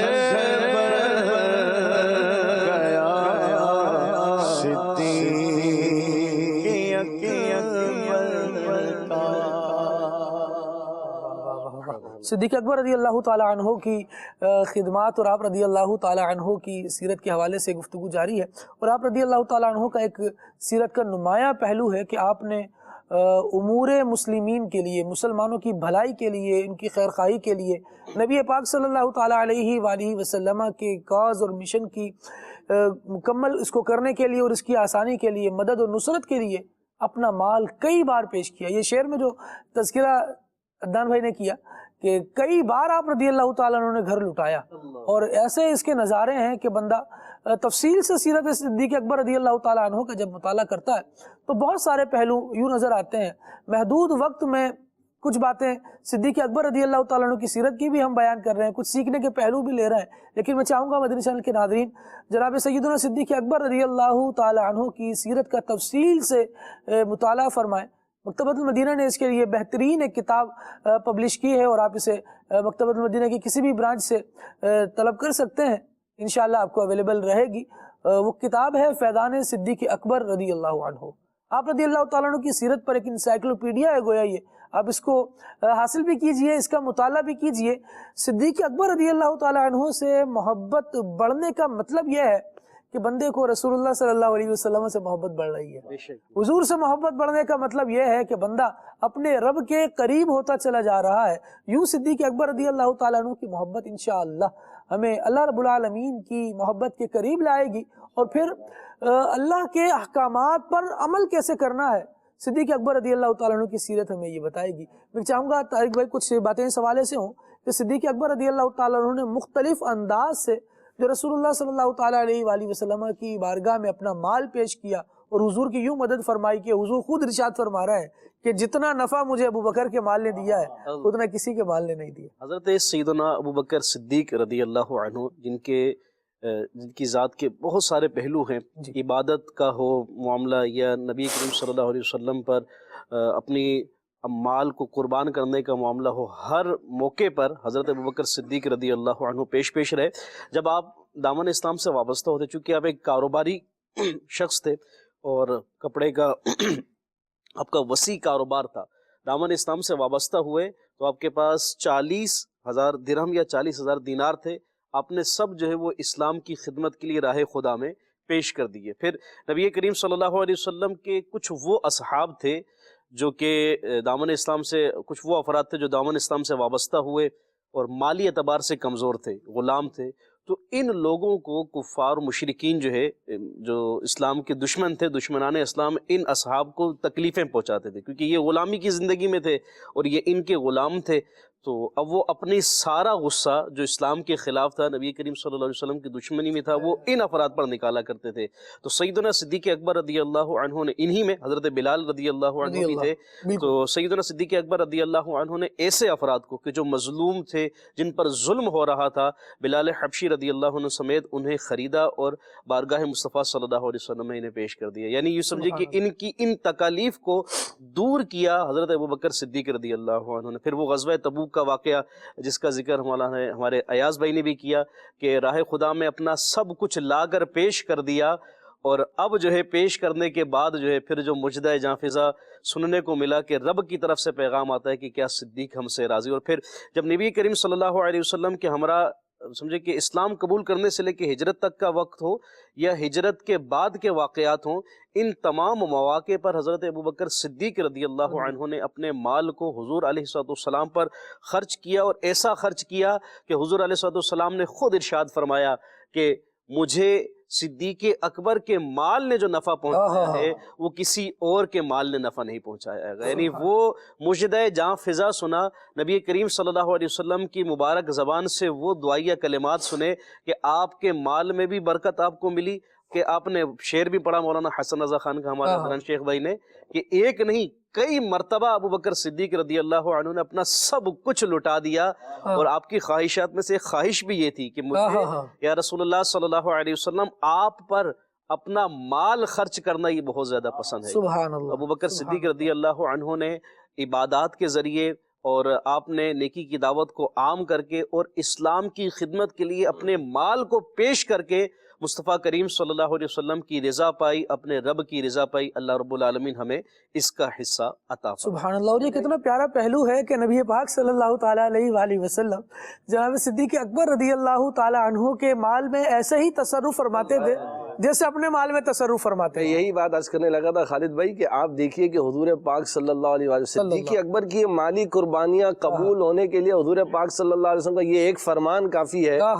جو آپ کی یوں سمجھیے کہ اس مالی قربانی کو اور آپ کی وسعت اور عظمت کے لیے یہی فرمان کافی۔ حضور نے فرمایا صلی اللہ علیہ وسلم میں دیگر کا مال بیگانہ سمجھ کے خرچ کرتا ہوں، مگر اے صدیق تمہارا مال میں اپنا سمجھ کے خرچ کرتا ہوں۔ یہ خالد بھائی اس جملے میں آپ اپنائیت دیکھیے کتنی، یعنی یہ حضور کی بارگاہ سے قبولیت کی سند ہے اور اللہ رب العالمین کی بارگاہ سے جدا گانا۔ سبحان اللہ۔ آپ دیکھیے اچھا غزوہ تبوک کا جب موقع ہے اور نبی کریم صلی اللہ تعالیٰ علیہ وآلہ وسلم کی خدمت میں جب آپ مال لے کر آتے ہیں جی، آپ دیکھیے خالد بھائی جب کوئی چیز لے کر آئے نا، کوئی تحفہ لے کر آئے، کوئی گفٹ لے کر آئے، ایک تو بات یہ کہ کاشفی رحمۃ اللہ تعالیٰ نے لکھا ہے کہ حضرت صدیق اکبر رضی اللہ تعالیٰ عنہ جب غزوہ تبوک کا موقع ہے نا، آپ نے چادر بچھا دی اپنے گھر میں اور فرمایا جو کچھ تھا نا وہ حضرت صدیق اکبر رضی اللہ تعالیٰ عنہ نے اس چادر میں رکھنا شروع کر دیا، حتیٰ کہ آپ دیوار پر جب وہ ہاتھ مار کر جو کچھ بھی تھا آپ رضی اللہ تعالیٰ عنہ سب کا سب نبی کریم صلی اللہ علیہ وآلہ وسلم کی خدمت اقدس میں پیش کر دیا، اور ایک چادر کے سوا نبی کریم صلی اللہ تعالیٰ علیہ وآلہ وسلم کی خدمت میں اپنا لباس بھی پیش کر دیا۔ آپ دیکھیے کہ اس قدر جو ہے وہ انتہا پر جا کر جب آپ رضی اللہ تعالیٰ عنہ نبی کریم صلی اللہ تعالیٰ علیہ وآلہ وسلم کی خدمت میں پہنچتے ہیں اور جب اپنا مال پیش کرتے ہیں، دیکھیے جب مال کوئی شخص کوئی تحفہ لے کر آتا ہے نا تو پھر یہ پوچھا جاتا ہے کیا لے کر آئے ہو، یہ نہیں پوچھا جاتا کیا چھوڑ کر آئے ہو۔ لیکن آپ دیکھیے کہ حضور جان عالم صلی اللہ تعالیٰ علیہ وآلہ وسلم نے فاروق اعظم رضی اللہ تعالیٰ عنہ تو پوچھا پیچھے کیا چھوڑا ہے، عرض کی حضور آدھا مال چھوڑا آیا ہوں۔ دیگر بھی اصحاب رسول جو ہے وہ آئے اپنا اپنا مال پیش کیا، نبی کریم صلی اللہ تعالیٰ علیہ وآلہ وسلم سے ان سے پوچھا۔ حضرت صدیق اکبر رضی اللہ تعالیٰ عنہ جب آئے حضور پاک صلی اللہ علیہ وآلہ وسلم نے پوچھا ہے صدیق پیچھے کیا چھوڑا ہے، حضرت صدیق رضی اللہ تعالیٰ عنہ کا یہ جواب بھی عشق بھرا عرض کی یا رسول اللہ اور اس کا رسول گھر چھوڑ آیا ہوں۔ آپ دیکھیے کہ خالد بھائی یہ گویا کہ نبی کریم صلی اللہ تعالیٰ علیہ وآلہ وسلم کا سوال کرنا نا یہ حضرت صدیق اکبر رضی اللہ تعالیٰ کی عظمت بڑھانے کے لیے تھا کہ بقیہ سب تو پھر بھی چھوڑ کر آئے ہیں مال، پر حضرت صدیق رضی اللہ تعالیٰ کا مقام اور مرتبہ کیا ہے کہ آپ اللہ اور اس کے رسول کو گھر چھوڑ کر آئے ہیں، تو پھر جبھی پھر وہ مجدہ جاں فضا ملا کہ نبی رحمت صلی اللہ علیہ وآلہ وسلم نے حضرت صدیق رضی اللہ تعالیٰ کو مخاطب کرتے ہوئے ارشاد فرمایا صدیق وہ دیکھو جبریل امین نے بھی وہ لباس پہنا ہے جو آپ نے پہنا ہوا ہے۔ تو حضرت جبریل امین پہ عرض کرتے ہیں یا رسول اللہ صرف میں نے ہی نہیں آج سارے آسمان کے فرشتوں نے وہ لباس پہنا ہے جو حضرت صدیق نے پہن رکھا ہے۔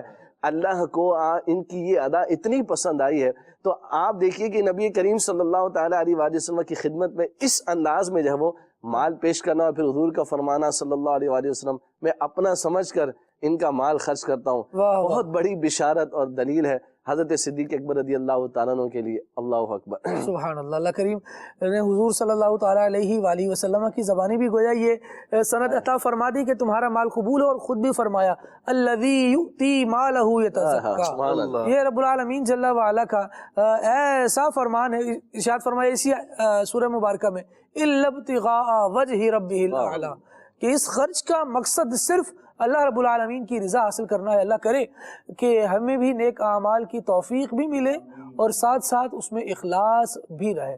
ہمارے یہاں تو حال یہ ہے کہ نیکی کر کے جتا دیا جاتا ہے، بتا دیا جاتا ہے کہ بھئی میں نے کر لی ہے اور آج سے پھر میرے ساتھ کوئی معاملہ نہ کرے، کیونکہ میں تو اتنی نیکیاں کرنے والا ہوں، میں تو اتنی فضیلت والا ہوں۔ جبکہ وہاں بتایا جا رہا ہے کہ اب یہ جو کچھ کریں، اصحاب بدر میں تھے نا یہ، تو فرمایا گیا حضور صلی اللہ علیہ وآلہ وسلم نے بدر والوں کے حق میں یہ بات ارشاد فرمائی کہ بدر والوں پر مواخذہ نہیں ہے، اور اس کے باوجود ان حضرات کا انداز یہ ہے کہ نیکیوں میں پیش رہ رہے ہیں۔ اللہ کریم ہمیں بھی یہ سعادت عطا فرمائے کہ ہم اس کے دین کی مدد کے لیے پیش ہوں، جہاں ضرورت ہے. ہم یعنی اور تو کیا ہم امداد کریں گے دین کی، اور کیا کر رہے ہیں. اللہ کریم ہم سے اپنے دین کا کام لے لے، یہ دعا یہ ہونی چاہیے. لیکن ہم دیکھیں نا کہ ہمارے علاقوں میں قریب میں مسجدیں ہیں جو اسلام کے قلعے ہیں، یہ بیچاری تعمیر ہی نہیں ہو کر دے رہی ہیں، اور ہماری اسٹوری پہ اسٹوری چڑھتی چلی جا رہی ہے. تھوڑا سا یوں بھی تو دھیان ہو کہ ہمارے محلے کی مسجد بھی بہت خوبصورت ہو. مجھے اگر گھر سے نکلنے میں یوں پریشانی ہوتی ہے نا کہ یار اتنا گھر میں اتنا لگژری اسٹائل ہے اور مسجد کی تو ابھی ٹائلیں بھی صحیح سے نہیں لگی ہوئی، تو کوشش یہ کرنی چاہیے بندے کو کہ ذرا اللہ کے گھر میں بھی کچھ صدقہ و خیرات کرے اور اسے گھر سے بھی زیادہ عالیشان بنوا لے، تاکہ گھر سے نکل کر مسجد میں ٹھہرنے کا دل کرے اور بندے کا دل یہ چاہے کہ کیا عالیشان اللہ کا گھر ہے. لیکن یہ ظاہری تزیین و آرائش کے علاوہ بھی اللہ کی بارگاہ میں مسجد کا جو مقام ہے نا، وہ اپنے گھر کو ہم اپنے سونے کا بھی بنا لینا، لیکن وہ کچی اور مٹی کی بنی ہوئی مسجد اللہ کی بارگاہ میں زیادہ فضیلت رکھتی ہے. کنیکشن سے تعلق ہے نا، کنیکشن سے در و دیوار سے نہیں. ہاسپٹل بہت اچھا ہو، ڈرپ غلط لگ جائے تو طبیعت سنبھلنے کے بجائے بگڑے گی، اور اگر ہاسپٹل اچھا نہ ہو، در و دیوار بھی اچھے نہ ہو، لیکن ڈرپ جو ہے وہ طریقے کی لگ جائے تو مریض جو ہے وہ کھڑا ہو جائے گا. تو مسجد جیسی بھی ہو، جیسی ہونے سے میری مراد کچی ہو، پکی ہو، ٹائل والی ہو، بغیر ٹائل والی ہو، اصل تو یہ اللہ رب العزت سے تعلق جو ہے وہ بحال رہے. وہاں سے تو ہے، ہماری طرف سے ہونا چاہیے. اللہ پاک توفیق عطا فرما. مسجدوں میں دل لگانے سے لگتا ہے. واہ، مسجدوں میں دل لگائیں، اور اگر دل نہیں لگ رہا تو گھبرا جائیں. صحیح بتا رہا ہوں، دل نہیں لگ رہا تو گھبرائیں کہ دل کیوں نہیں لگ رہا. کسی شخص نے ایک بات فیروز بھائی یہ بھی بتائی کہ اگر دل لگانا ہے نا مسجد میں تو ذرا مال لگا دیں مسجد. جہاں مال ہوتا ہے نا، انسان کا دل مال کے پیچھے ہوتا ہے، تو اللہ نے چاہا ایک مسجد میں نا خالد بھائی مینار بن رہا ہے. مینار بن رہا ہے تو تعمیرات کا اعلان ہوا، میرے پاس بھی پوسٹ آئی نا. ہم لوگ تو خود مساجد بنا رہے ہوتے ہیں، مطلب دعوت اسلامی خدام المساجد. تو خیر میں نے نیت کی نا، مجھے مینار کی ہائٹ کا پتہ چلا تو میں نے کافی دور سے دکھا کرے گا، میرا وہ روٹ ہے آنے جانے کا نا، دکھا کرے گا. تو میں صحیح عرض کر رہا ہوں آپ کو، میں نے کچھ رقم کی نیت کری کہ اتنی رقم میں پیش کروں گا. اور کیوں کہ میں آؤں گا جاؤں گا نا تو مینار دکھے گا. جب بھی مینار دکھے گا تو مجھے یاد آئے گا، اور میری اپنی فیلنگ ہے کہ تر و تازگی ملتی ہے. سبحان اللہ، سبحان اللہ. اللہ کریم برکت عطا فرمائے. اور جو حضرات دین اسلام کی خدمت کے لیے اپنا وقت دے رہے ہیں، اپنا مال دے رہے ہیں، اور اپنی اولاد دے رہے ہیں، اسے عالم بنا رہے ہیں، اسے دین کی نالج سکھا رہے ہیں، بہت قابل ستائش اور قابل مبارکباد ہے. اللہ رب العالمین ہم سب کو اس کے دین کی خدمت کا جذبہ نصیب فرمائے، صدیق اکبر رضی اللہ تعالیٰ عنہ کا فیضان نصیب فرمائے. سبحانک اللہم و بحمدک اشہد ان لا الہ الا انت استغفرک و اتوب الیک. صلاۃ والسلام. یا نبی سلام علیکہ، یا رسول سلام علیکہ، یا حبیب سلام علیکہ، صلوات اللہ علیکہ، طلع البدر علینا من ثنیۃ الوداع، وجب الشکر علینا ما دعا للہدایہ. یا حبیبی یا رسول اللہ، یا نبی سلام علیکہ، یا رسول سلام علیکہ، یا حبیب سلام علیکہ، صلوات. چلو سیکھیں قرآن و سنت کی باتیں، جو مہکائیں دن اور کرے نور راتیں. کھلے آنکھ صلی علی کہتے کہتے